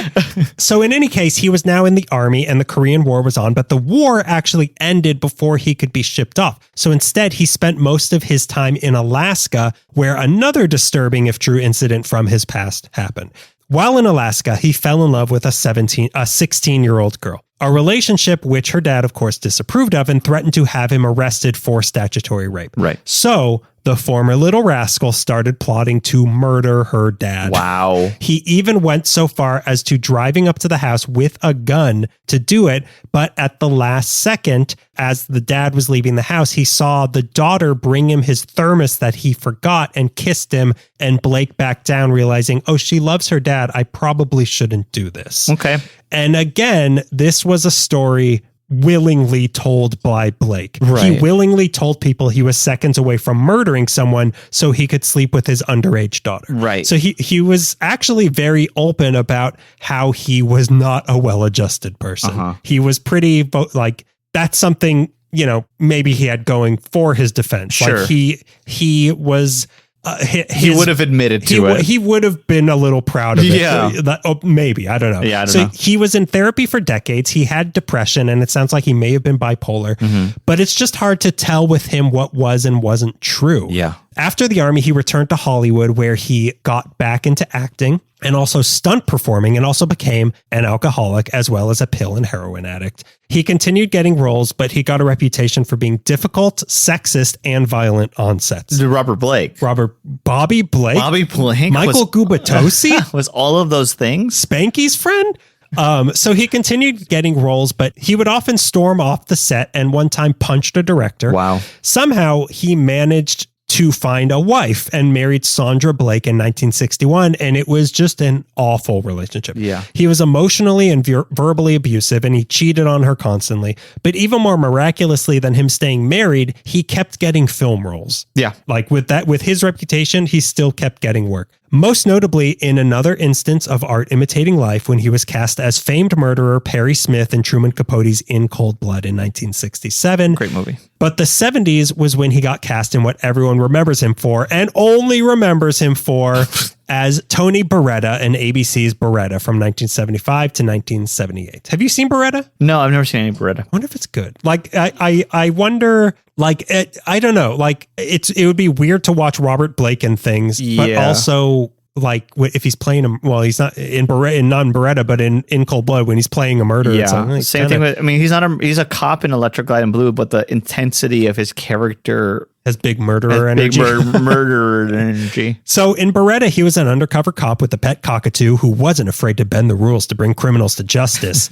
Not the cockatoo, him. Oh, Beretta himself. Oh, I see. This wasn't a Rio situation. And my gun's a Glockatoo. Anyways, and my lunch is at 2:00 And this show made commonplace the phrase, don't do the crime if you can't do the time. Okay. That was his big catchphrase. And in yet another smack in the face of art imitating life, the first episode was about Beretta's girlfriend being killed and him trying to find the murderer. Wow, really? I think the cockatoo did it. I mean... Did he cockatoo it or cockatoo didn't? This was the role... I'm shockatude. Can't color me shockatoo. This was the role he got critical acclaim for, winning both an Emmy and a Golden Globe. Yeah. But once that show got canceled and the bitchin' 80s started, Robert Blake's career started to stall. His reputation finally started catching up with him, as well as his age, and the roles started drying up, as did his marriage. In 1983, his wife turned the tables and cheated on him for a change, which was such an outrage to this narcissist that he divorced her. Wow. And showed just how nasty he was by intimidating her into getting full custody of their 2 kids, who he proceeded to badmouth their mom in front of and poison against her. Then she alleges one time she tried to come and see them, and he put a gun in her mouth and said, if you try to see them again, I'll blow your head off. Then also allegedly one time made her at gunpoint tell their kids that she didn't love them and wanted them to stay with their dad forever. Allegedly. He did allegedly. He did it. He did throw the book at him, dig him up and throw the book at him. Suddenly, this Robert Blake fellow is becoming an unsympathetic character in this story. It's strange. I mean, he was a little rascal. Those are America's children. guys, come on. Beretta's just so good. We got to give him a pass for Beretta, the show we've all seen. That we definitely are not confusing with Kojak. Yeah, he wishes he was that bald. Well, he wishes he could be confident in being that bald. Yeah. So his next notable acting role was once again an eerie choice, playing John List in a TV movie. He played John List? He played John List, the man who murdered his whole family and then assumed a new identity. A character he claimed to strongly identify with. I bet. It's so weird. John List was like a church-going man. It's so weird that, like, you know, he picked these roles. Yeah. So something's off with this guy. I mean, also, like, directors were like, we're looking for someone unhinged who would come off like a murderer. Right. Who might do this one day. Yeah. So the acting roles finally dried up forever after his part in 1997's Lost Highway, directed by David Lynch. Which he's really good in. Oh, you love Robert Blake. So you support everything he does. So you think he didn't do it. So you're okay with what he did. So wait, so you know he did do it and you are okay with that. You know what Lost Highway is about? Did you mention? I don't know if I've seen Lost Highway. Lost Highway is fantastic, but he's like a weird character, like he's a ghost or something. Yeah, he's just like to me, like he's just the thought of murder. But he's murder personified. It is. I mean, Dana Gould brings this up a lot, but David Lynch was so fascinated with the OJ trial and the idea that he committed the murder and was so guilty about it that he doesn't remember doing it, that he created Lost Highway, which is about a guy who kills his wife and creates another persona that didn't do it and then does it again. That's pretty funny. And Robert Blake is in it. My God, the choices. Just coincidences. The coincidences in this guy's career. Art imitates life. Art imitates Lynch. So this would prove to be the former child actor's last acting role, ending about 60 years of being in movies, and he'd spend his not so voluntary retirement elegantly cruising jazz clubs in his truck where he'd meet women and shtup them in the backseat. Gross. This is what he would be doing in his somebody would years. see late 90s Robert Blake and would be like, yeah. Well, there was one woman who saw this, Bonnie Lee Bakley. And tell her story too. Another not unhinged person. Not a great story. Born June 7th, 1956 in Morristown, New Jersey. This is a Jersey tale. These are the true Jersey boys. Yeah. She also had a troubled and disturbing childhood, as apparently everyone from New Jersey does. Her parents were blue collar, middle class people, but her dad was also an alcoholic, and she was basically raised by her grandma and was sexually active at age 10. The most disturbing part of her childhood, other than what I just said, is that they lived nearby a nude beach. And at age 11, she went down there and found that people were offering her money to take pictures of her naked. God. She was 11 years old. Oh my God. It was around this time Disgusting. that it's really bad. It was around this time. And one of those people was initials DT. Weird. Could be anybody. And another one, JE. Interesting. So it was around this time that she learned she was able to manipulate men into giving her money by using her body. She also developed a lifelong obsession around this time, which was that she wanted to be famous and to marry a movie star. She was obsessed with this. She was hell-bent on marrying a movie star. Like, that was her goal in life. So after high school, she moved to New York and started getting into acting and modeling. She claimed that she got into the Screen Actors Guild as Lee Bonnie Bakley and was briefly in the movie 9.5 Weeks. Oh, okay. She was the half week. But SAG could never confirm this. She's in 9.5 WEAKS. 9.5 Meeks. It was like a weird LA Meekly parody. So acting never really took off for her, but she still wanted to be famous whatever way she could. Yeah. In fact, her role model at the time was someone who kind of fell out of the history books since the 80s. Initials DT. Donald Trump was her role model. Wow, really? People later said this ridiculous quote about how she felt about him. She adored him, not for his looks, but for his intelligence. Wow. So this I love him for his dementia. I like that every thought is like, he should be put down. I like him for his future. But yeah, she that was who she wanted to model her life after. She sounds like it. Yeah. She sounds like the type. Yeah. Well, I mean, I know who she voted for. She was a firm believer in sleeping your way to the top, and she was prepared to do that by way of manipulating whoever she needed to. Sure. Her first big target was her best friend's 82-year-old grandpa, who had just lost his wife, and she convinced to marry her. Wow. She left him after a week of marriage with $80,000 of his money. Oh my God. To her best friend's grandpa. But Jeez. then she turned 21 and it was time to settle down. So she married her first cousin and had 2 kids with him. Oh my God. But she wasn't done trying to scam men, ideally celebrity men, even though she married her first cousin and now had kids, inbred kids. But you know who else married his first cousin and was a celebrity? Jerry Lee Lewis. Oh my God. Same middle name as her. Don't do it. She moved down to Memphis, pretty much abandoning her cousin husband and kids from this point on. Like they're not really a part of the story. And immediately went to Jerry Lee Lewis's childhood home where Jerry Lee Lewis's sister lived. When Sister Lewis opened the door, Bakley barged in with a tape recorder and started doing a striptease and said, "I want to meet your brother." And being the never-endingly weird family they were, she introduced Bakley to her brother. Oh my God! Like here's some How chum old for was you. he at the time? God knows. In the 80s, how old would Jerry Lee Lewis have God, been? in the 50s, he was like 20 something. I mean, he might have only been in his 50s. Okay. Like if he was there 30 years later, maybe 60. Yeah. So I guess this is like her wheelhouse. Okay. He wasn't the 98-year-old man at a piano we remember him as. So I guess he's kind of good. Me as a kid watching Jerry Lee Lewis as a 90-year-old man. Yeah, he's like mumbling through Great Balls of Fire. Yeah, I guess this is cool. This is the killer? Well, another killer. She got a little confused. So now I'm not exactly sure if they actually had relations or not, but Bakley was soon pregnant and was telling the tabloids that it was Jerry Lee Lewis's baby. Boy. It was born a girl and she named it Jerry Lee Lewis. That's great. Jeri. Yeah. But the DNA test proved that it was not his baby. But Memphis wasn't the place to meet horny old male celebrities. For that, you needed to be in Los Angeles, it's baby. true. We've got so many old horny men here. At least Orange County. You gotta visit San Bernardino. So after an arrest for drugs in 1989 that she said she was holding for a celebrity, she moved to LA where she started stalking pretty much every old man in Hollywood. Wow. She had an address book of potential targets like Dean Martin.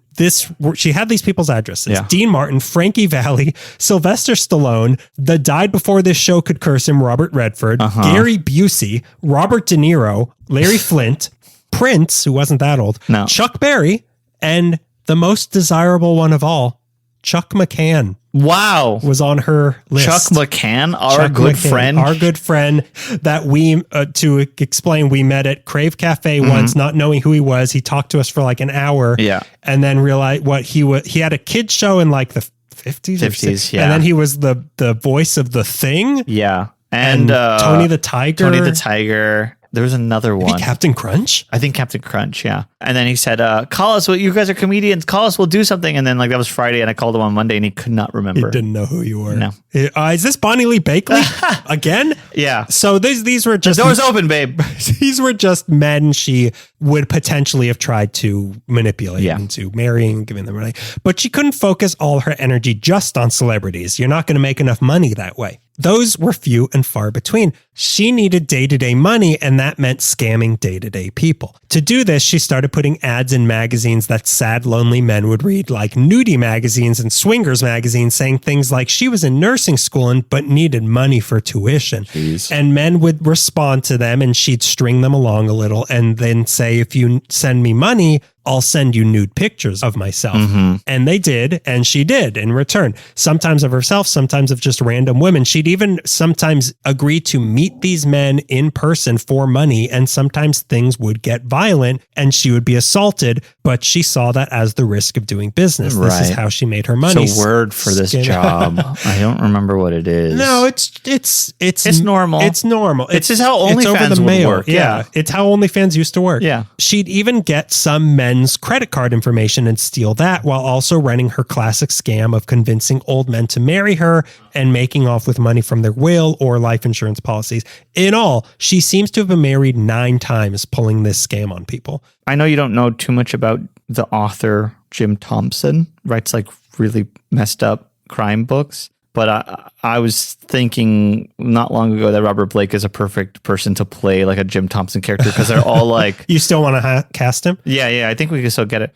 But describing this, she as a human being is a Jim Thompson character. She is a classic scam artist. Yeah. She was scamming men in person or via mail all over the US and Europe before she got caught in Little Rock, Arkansas for having multiple fake IDs and going by over 50 aliases, for which she got 3 years probation and a $1,050 fine. Jeez. But she just had to sell 2 pictures for that. But by this point, she had moved on to her next big target, Christian Brando. Marlon Brando's son, yet another troubled individual that seems to have found each other for this story. The son of Marlon Brando. But on May 16th, 1990, Christian Brando killed his sister's abusive boyfriend. Yeah. He claimed the gun went off accidentally and he didn't mean to kill him, but he was sentenced to prison where he started getting nudes mailed to her by Bonnie Lee Bakley. Yeah. When he got out, they met in person and started some sort of on-again, off-again physical romance, which leads us to 1999 when Bonnie Lee Bakley found herself in a jazz club in LA where her perfect mark, a rich old man celebrity, fell right into her lap, Robert Blake. Yeah. Crazy meets crazy. Crazy, sad, lonely, rich, celebrity. Perfect. They're perfect for a tale as old as time.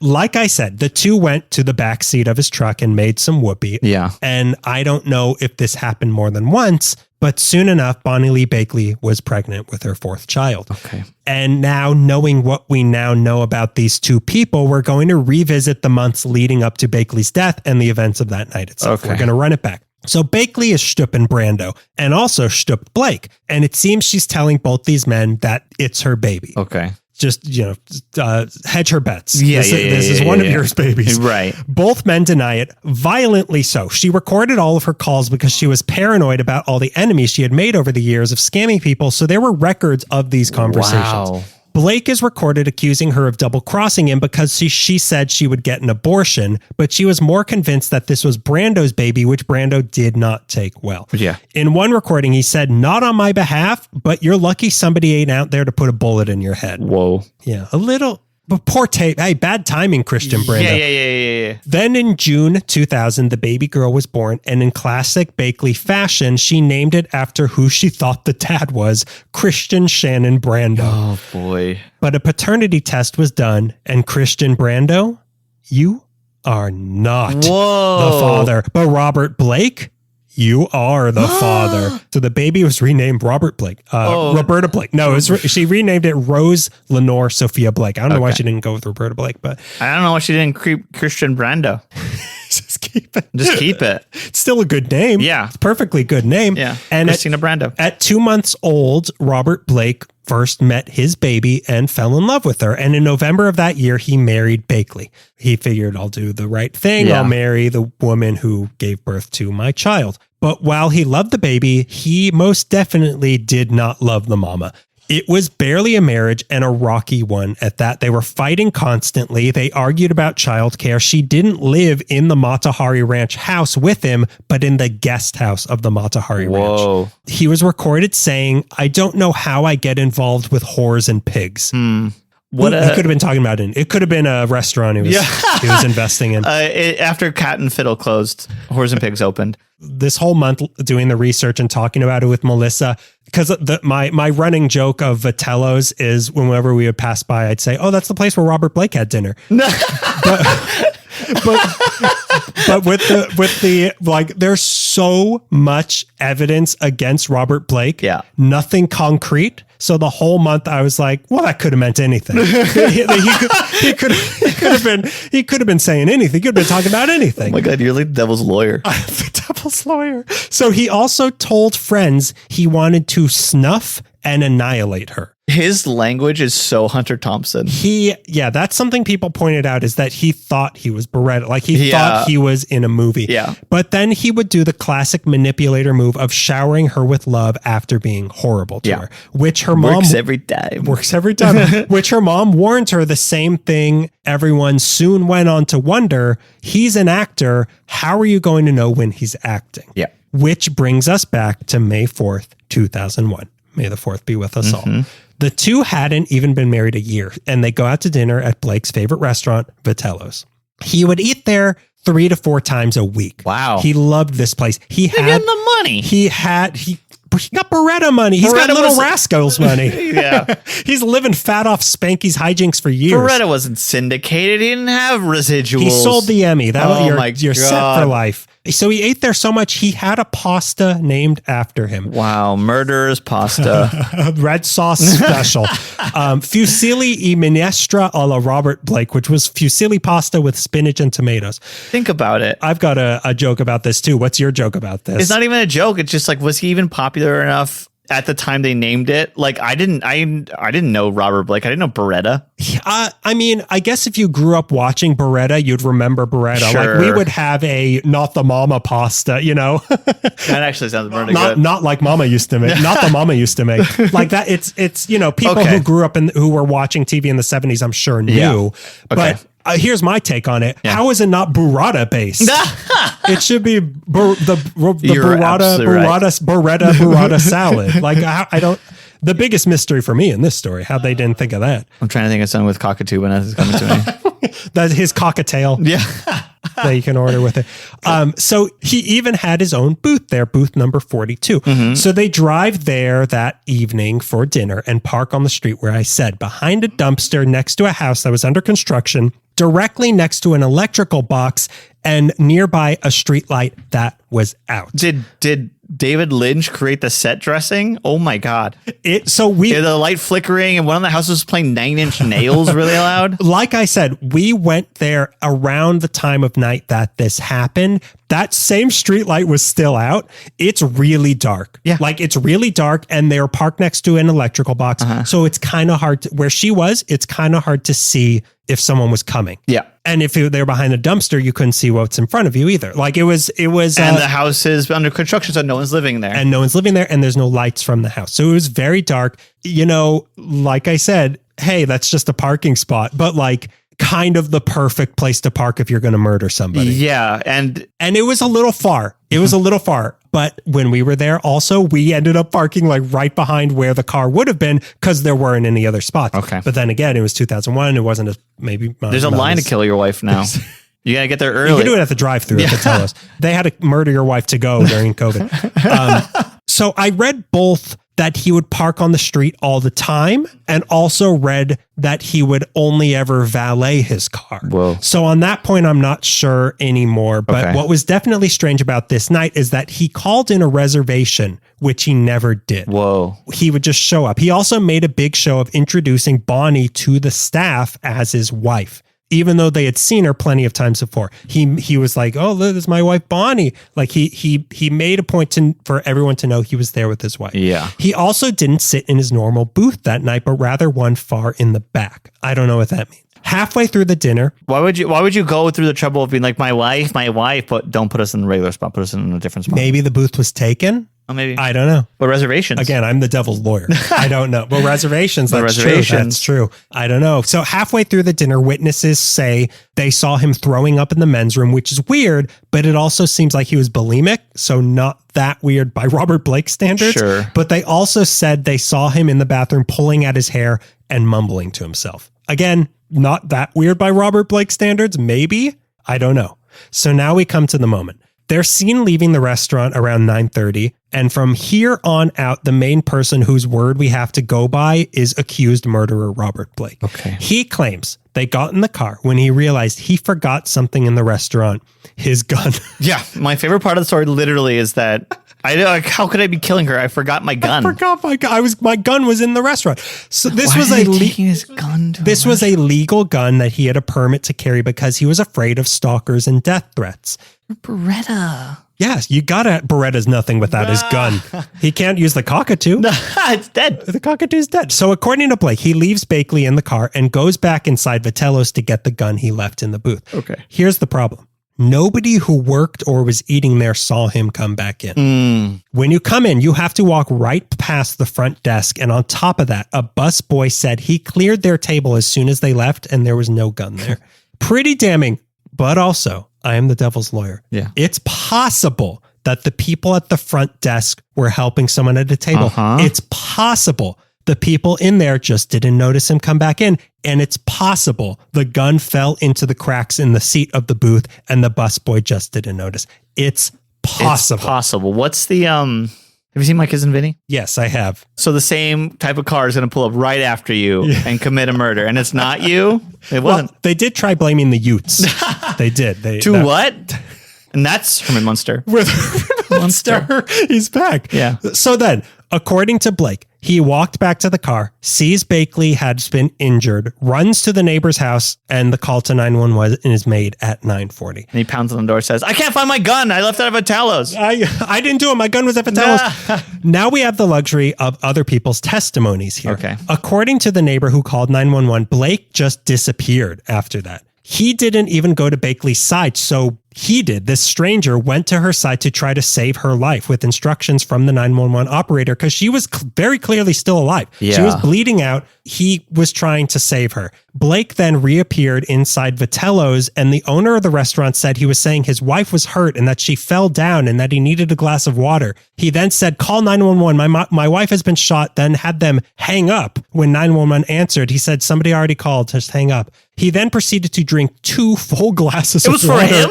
The water was for him. It was for him? He sat there and drank 2 full glasses of water. Pretty weird behavior, but also, I don't know how I would react if my wife had just been shot. Sure. I don't know. Okay. And my gun was somewhere in the restaurant. I don't know. And here I thought he was going to rush the water to her. No, he sat there and drank Robert 2 Blake. How long does it take you to drink a glass of water? Do you think he sat down? Do that twice. Do you think he sat down and drank it? He ordered a quick cannoli for the restaurant. Could we get like calamari, like fried calamari? My wife's just been shot.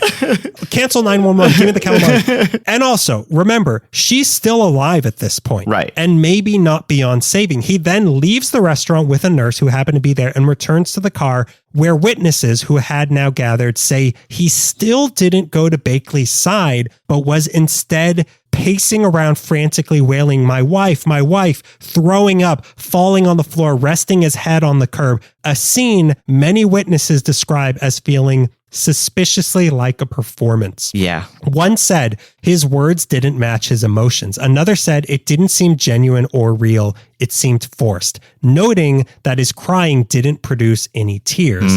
This is what happens when you try to commit a murder in Studio City in front of a neighborhood of industry people. They're all criticizing his performance. It was casting agents night out. That's why he had to park so far away. They're all there. The casting agents were having a convention at Vitello's. The ambulance took Bakley's body to the hospital where, like I said, she died a few minutes later. Yeah. Blake was taken into the police station, not because they immediately suspected him, but because his wife had just been murdered. And he'd been throwing up so much. You might be sick. You have to, but 2 very suspicious things happened while he was at the police station. The first was that he declined to take a polygraph test because he said he was too distraught and was also afraid he would fail it because he had in fact had dreams about killing his wife. So this is why he didn't take a polygraph test. The second was that while there was no signs of blood or anything like that on him, there were particles of gunshot residue on his hands. But here's the thing. If you shoot a gun, you'd have probably 100 or so of these particles on your hands. Blake had at most 5. Which means he had a gun. It's possible this residue could have been from his own gun, which it was noted did not match the type of bullets that killed Bakley. But you know how else there could have been only 5 particles if he wiped his hands. Oh, yeah. So, yeah. Again, if he threw up on his hands, there's a lot of vomit, not a lot of gun particles. So there was dripping. So there was no legitimate reason to suspect Blake was the killer. So he was allowed to go home. But the next morning, the LAPD did a more thorough search of what they had removed from the crime scene and also raided Blake's house. The first big discovery was that they searched that dumpster that they were parked behind, and in it they found a 9mm Walther P39 with the serial number filed off. This is a Nazi-era German gun. Yeah, I know it. And was covered in dirt and an unidentifiable oily substance with no prints on it anywhere, but the bullets did match the gun, so now they have the murder weapon. So it's possibly not a hit. It's for sure not like a robbery or a random killing. We'll go more into the details of what was there, but it would be shocking if this were a random killing. Yeah. Shocking. And the area, and then they left the gun behind. And the recreation of what might have happened there's no sign of a struggle like that. So then they searched Blake's house, where they removed boxes and boxes of potential evidence and found written on his bathroom walls, "I'm not going down for this." No! The detectives publicly stated that Blake was not a suspect in the murder, but apparently in the house, they flat out accused him of murder, but didn't have enough evidence to arrest him yet. He was doing his weird Charles Manson dance that I didn't do it. And the cops were like, "Yeah, you did. Yeah, you probably did it, huh?" "Yeah, probably." But prove it.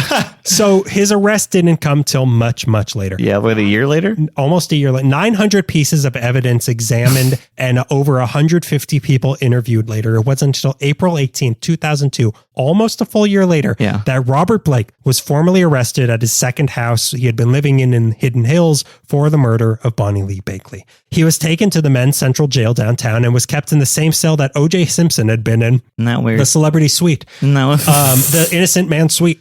O.J. Simpson, a man who had some advice for Robert Blake right after the murder happened. He said, "Man, this poor guy." Oh my God, the endorsement. "I hope they find who did it right away, because the next week or two is going to be horrible for him being under that veil of suspicion."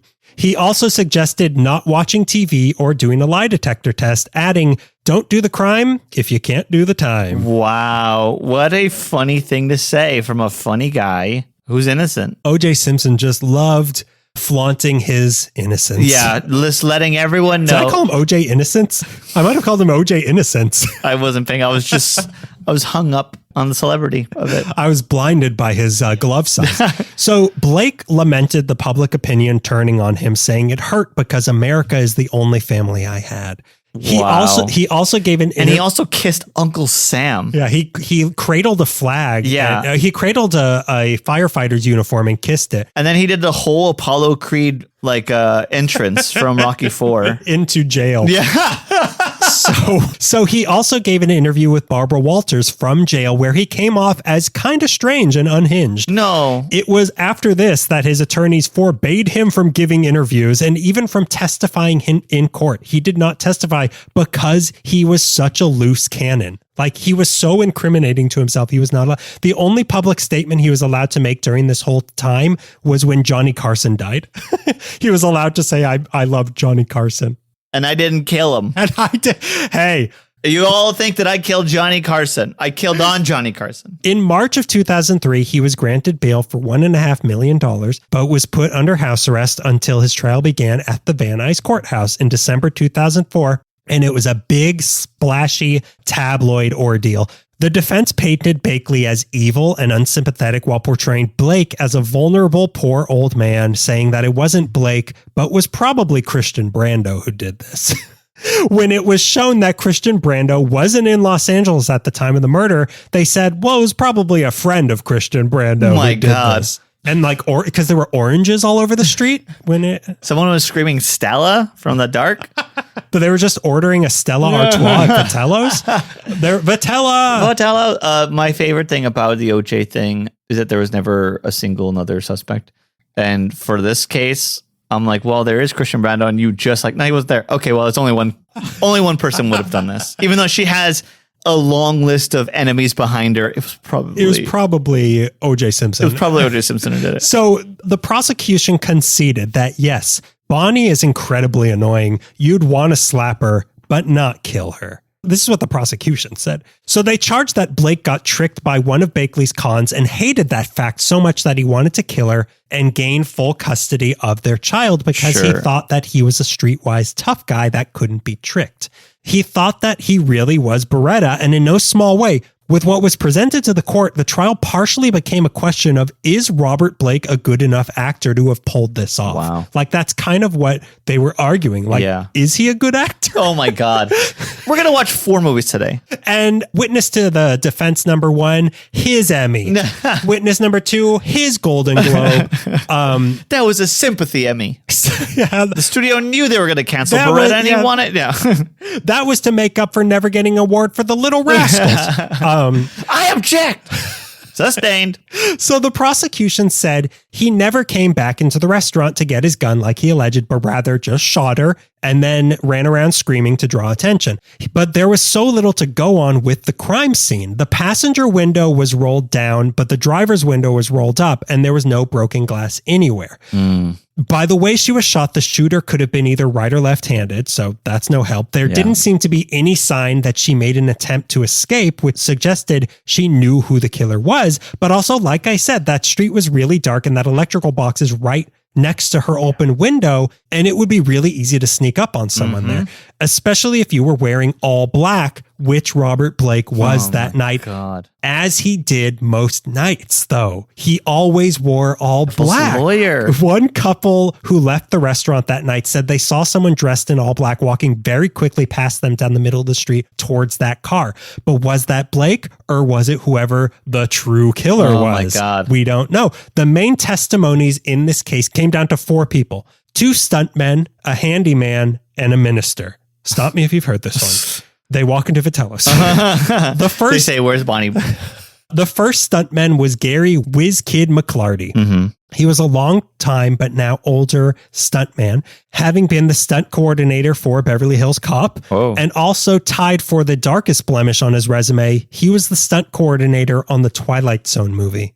He was So now that looks suspicious. He was in the helicopter that killed Vic Morrow and the kids. Whoa. He also shot and killed his friend in 1991 when he got violent with him while he was trying to help him hide while he was running away for being charged with rape. So he killed his friend after trying to help him escape a rape charge.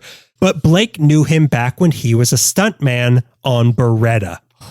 Blake invited him to his house, saying he was interested in hiring him as a bodyguard. But once he got there, Blake offered him $10,000 to kill his wife. This is what this stuntman said. He said he suggested 4 different ways he could do it. One was that he could break into her part of the house and kill her in her sleep. Yeah. One was that they could be on a road trip and he could kill her while they walked along a river. Yeah. One was that they'd be driving along a deserted road and he'd pull over to pee, and while he was, he'd show up and shoot her in the car. And one was that they would go to dinner, and after they left, he would leave her alone in the car to go back in the restaurant. And while he did, he could show up and kill her. Wow. 3 days after this meeting, Blake called McClarty, who told him, no, he will not do it. And that was supposedly the end of their interactions. McClarty had gone to the cops 10 days after the murder to tell them what he knew, but the defense smeared all of his credibility, which, to be fair, wasn't hard to do. They pointed out that McClarty was a drug addict, which he was, that he was paranoid and delusional and thought that his house was bugged and that satellites were tracking him and people were tunneling under his house, which he did feel. And they... Well, I did not know that sentence was going to lead there. And that, which they were. And that he had been committed to the Glendale Adventist Hospital in 2004, which he did voluntarily. Okay. They said that he just read about the case in the tabloids and went regurgitating it to the police. However, telephone records prove that Blake did in fact call McClarty 3 times with a prepaid phone card. A prepaid phone card. He murdered her. The murderer plan. Yeah. After McClarty turned him down, it seems Blake then moved on to another stuntman he knew named Ronald Duffy Hambleton, who he lured to his home under the pretense of wanting to make a movie with him. He seems to have offered him a similar deal, but got much further with him because the phone records showed he called him 56 times using a prepaid phone card. Yeah, it was free back then? But, well, I mean, you've got Beretta money. You've got that little rascal. But again, the defense discredited Hambleton because of his addiction to meth and cocaine. They even brought in a drug expert who was a UCLA professor who claims he smoked crack and locked himself in a cage full of monkeys who he then taught to smoke crack. Like, that was this guy's sort of like, I know what drugs do to you. I locked myself in a cage with monkeys and taught them how to smoke crack. So this was like a expert witness. The expert witnesses are as crazy as Robert Blake. I know. This might have been the guy who killed Bakley or one of his trained monkeys, his crack smoking monkeys. But the process. You want a little bit more crack? You know what to do. For you. Yeah, I got a job for you. You ever heard of the Matahari Ranch? But the the spy? This monkey could talk. This was the monkey from Planet of the Apes, Caesar. But the prosecution maintained, these guys are drug addicts. When you want someone murdered, you don't go to the Boy Scouts. Like, you go to people like this. I was going to say, and also like former stuntman. Yeah. Oh, no, a former stuntman is addicted to drugs? Yeah. No. What, the guy who's been in pain since he was 17 years old? No. He also allegedly turned to a loan shark turned minister named Frank Minucci to kill her after this, but all of them turned him down, despite having already made a bank withdrawal of $25,000 cash for whatever reason. Yeah. Who knows? So, Who knows these things? that Fusilli's not so cheap these days. So instead, he seems to have turned to his handyman, Earl Caldwell. The best relationship parallel I can think of to illustrate this relationship was Brad Pitt and Leonardo DiCaprio in Once Upon a Time in Hollywood. Cool. Like, Caldwell would do odd jobs around Blake's house, but was also a bodyguard for him for the threats that both he and Bakley believed they were under. Okay. Something these two claimed were confirmed when they started seeing a man with a blonde crew cut hanging around outside the Mata Hari Ranch beginning 2 months before the murder. They claimed Bakley saw him too, which is why Caldwell was elevated to bodyguard status as well as handyman. But with Bakley gone, the only two people who have ever seen this mysterious blonde crew cut man were Blake and Caldwell. Okay. The two people charged with murder. Yes, of course. But the prosecution alleged that, rejected by the stuntmen and the minister, Blake decided to kill Bakley himself with the help of Caldwell. A case helped by a list of items in Caldwell's handwriting they found during the investigation for 2 shovels, a small sledgehammer, crowbar, 25 auto, old rugs, black duct tape, Drano, pool acid, lye, plant, and something I couldn't quite make out, but looks like it said "get blank gun ready." So here's the thing. And also a plate of gnocchi if you're there. If you want to get some garlic bread. Also, just bring a few desserts home for afterwards. So they charged that this was a list of items they needed to kill her and dispose of her body in the desert. But the defense maintained that this was all just normal stuff that a handyman would need. And it really could go either way. Drano, pool acid, duct tape. The weaponry stuff was because they were also remodeling his second house in Hidden Hills at the time, which explains things like shovels, sledgehammer. The 25 auto, they claimed, was his reminder to get his car's oil changed at 25,000 miles. Because of this, Caldwell was also arrested the same day Blake was and was charged with conspiracy to murder, but he pleaded the fifth to not have to testify during the trial. Okay. Which is his constitutional right. Which is it, yeah. But again, like, all of this stuff is like, I could see it, I guess. It's the kind of annoying thing where, like, it's so obvious he did it, but then, like, there's one guy who's like, it's circumstantial. It's circumstantial. It's circumstantial. 25. Who doesn't remind their car with 25 auto? I put, when I need to get my oil changed, I write 99 millimeter. I write AK-47 when I need to get my brakes checked. I make sure when I'm buying supplies that it's always stuff that's also used to saw a body. Yeah, to incriminate you. To saw a body and then flush your blood down the bathroom drain. It was also written on the notes, watch that one scene from Breaking Bad. So this was basically how the trial went for 3 months. And on March 16th, 2005, after 9 days of deliberation, Robert Blake was found not guilty of the murder of Bonnie Lee Bakley, not guilty on the solicitation of hiring McClarty for murder, and deadlocked on the solicitation of hiring Hamilton. There was no forensic proof, there was no incriminating DNA, no witnesses, no fingerprints, and his motive also wasn't entirely clear. There just wasn't enough evidence to pin this on him beyond a reasonable doubt, and at the end of the day, given what they had, there was reasonable doubt. Like, it's possible. It's possible.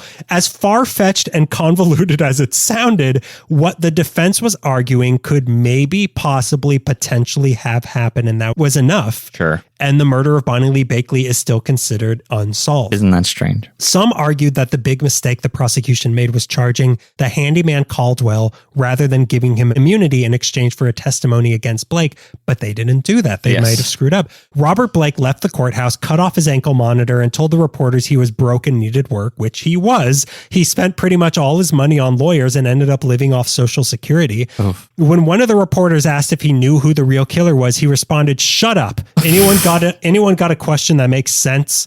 That night, fans of Blake flocked to Vitello's to celebrate and eat his pasta, hoping he would come in to greet them, which would have been insane.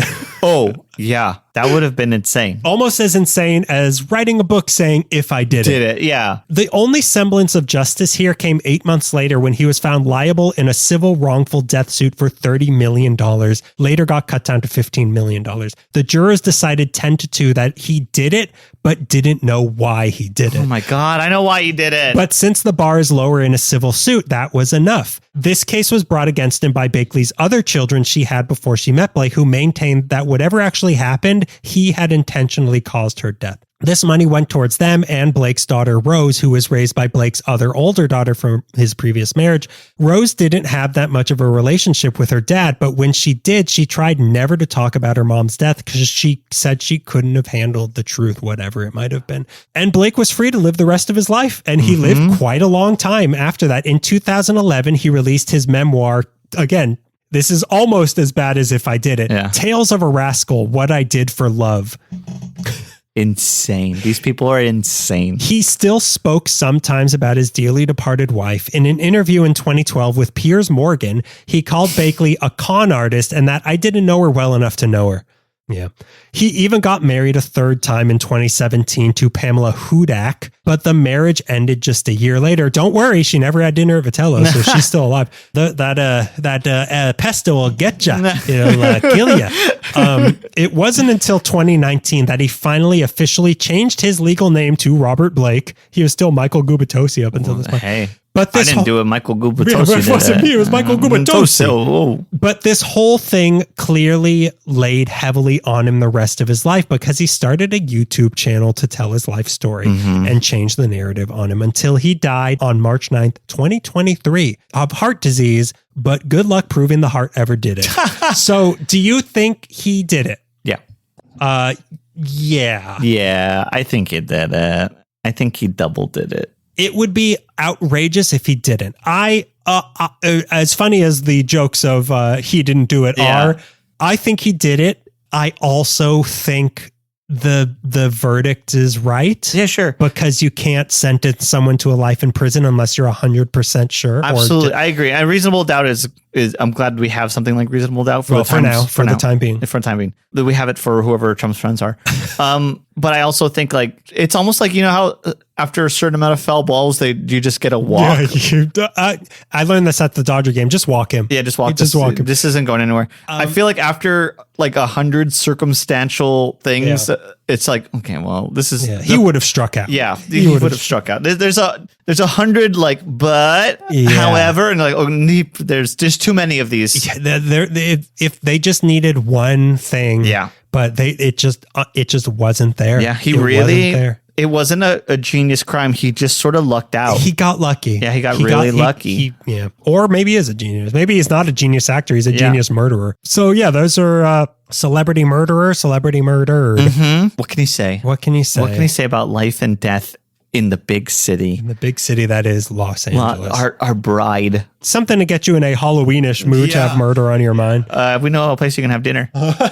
I know what you can, or they took it off the menu. They talk about Robert Blake on the menu, but don't have his pasta still on the menu, which is weird. And that's true. I looked at them. It's very weird. Have you ever eaten there? Melissa got a drink. I've been in there, but they've remodeled it. So it doesn't, you can't really like recreate it. But yeah, it's you can't recreate it. You can't have the Robert Blake, the Robert Blake experience. Valentine's special. But before we get into our listener question, we've got a pre-listener question. Plug. We do, don't we? This is a very special and semi-serious listener question plug. So this is something we've mostly been biting our tongue about for a while now, but like a line has been crossed and something has to be addressed. The LA in a Minute guy needs to be, we've talked about him obliquely, but this needs to be, so he posted on his page a paid endorsement for a billionaire who made his money off timeshare saying you should vote for this guy for governor of California. LA in a Minute guy did this. So I've noticed a lot of right-leaning things coming out of this guy for a while and haven't said anything because who cares what we have to say? Yeah. But like I said, what I think he did crossed the line. Yeah. So this guy has more sway over people in this city than we ever will. Yeah. And he's now using that trust he built with a lot of people, many who also listen to our show. They like this guy for whatever reason, for some inexplicable reason. So he's now using that goodwill to cash in and manipulate people. And it's one thing to be paid to tell people to go to a sandwich shop, but to be paid to tell people to vote for another rich white guy who doesn't care about actual people is so dangerous, especially right now. And I think what L.A. and Minute did is amoral and has the potential to cause actual harm to our state and our city that when we're already hanging on by a thread. So what I'm proposing instead, and this is my plug, my actual plug, is that you go to websites like LA Taco and Knock LA to get your information on the candidates in the upcoming elections.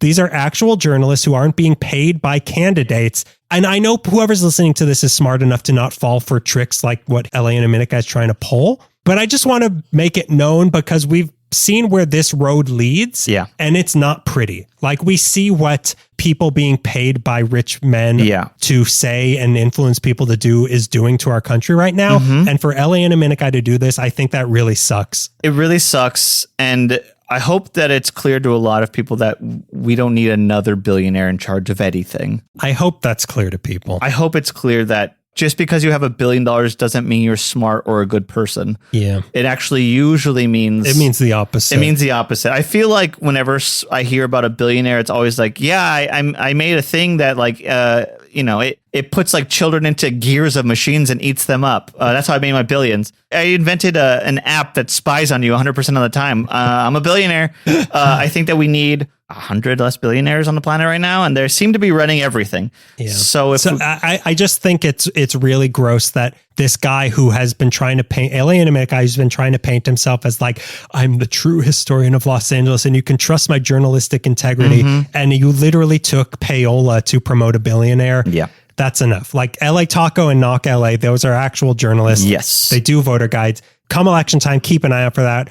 Listen to actual journalists. And we would like to, this should be a place where we like tell you who to look at, but do your own research. That's not what I'm talking about. Like I just don't fall for influencers being paid to tell you who to don't fall for it. I think that hopefully like podcasters are so much better, but like hopefully we're reaching an end where we're realizing that influencers are not good people. No, we'll never reach that end. No, I don't. We're just annoying, but we're not annoying and evil. We're evil off air. We're evil. After what we do at Vitello's. Check our group chat if you want to see how evil we are. So now it's actually let's pull it out of this tailspin of despair. Let's get to our listener question. This one's from listener question superstar Dan O'Keefe yet again. Hi Dan. What's something that you remember happened that no one else seems to remember? Daniel peeing his pants during the earthquake. No, that didn't happen. No, Greg, that didn't happen. So mine is that when I was a kid at the park that's near Reseda in Devonshire, I think it's just called Northridge Park. There was a live elephant there one day and I rode on it. Whoa. And I unlike Robert Blake, I have one witness to this. Aaron, who we know. Says that he also remembers that happening when he was a kid. Him writing it? Him writing it. Oh, him writing it. So we okay. might have been two little boys on an elephant in this park. I cannot, and I remember the spot it happened. I cannot imagine that. Why would there be an elephant there? And why was I riding it? But that's my thing of happening. What's yours? Mine, I think I've addressed a couple of times, and factually, I know that it didn't happen, but I feel like as a kid, the earthquakes and the riot happened at the same time. As a child, I seem to remember being home for a very long time, and it was because the earthquake and the riots had happened one right after the other. The riots caused the earthquake. Right. Yeah, I mean, yours is provable to have not happened. Yeah. I'm just like, it's so funny because even thinking about it now when we did research on both those topics, my brain was still like, that happened like a week later. Well, they must have the dates wrong. History's got the dates wrong. Well, the riots happened because of the earthquake and everything was down and they were just like bored. So that's our October episode. Enjoy the Halloween month, everybody. It's the best month of the year in Los Angeles. And check out Candy is Dandy. It's going to be pretty special. Check like you like that? Little piggy likes that. The piggy likes this that. Little piggy went to iTunes. So we'll see you in November for a very thankful episode. So thankful. And hey, it's been another long one. So that's been yet another episode of L.A. Meekly. Show me the body. Habeas corpus since 2013. Nobody could hear you with your tapping. What?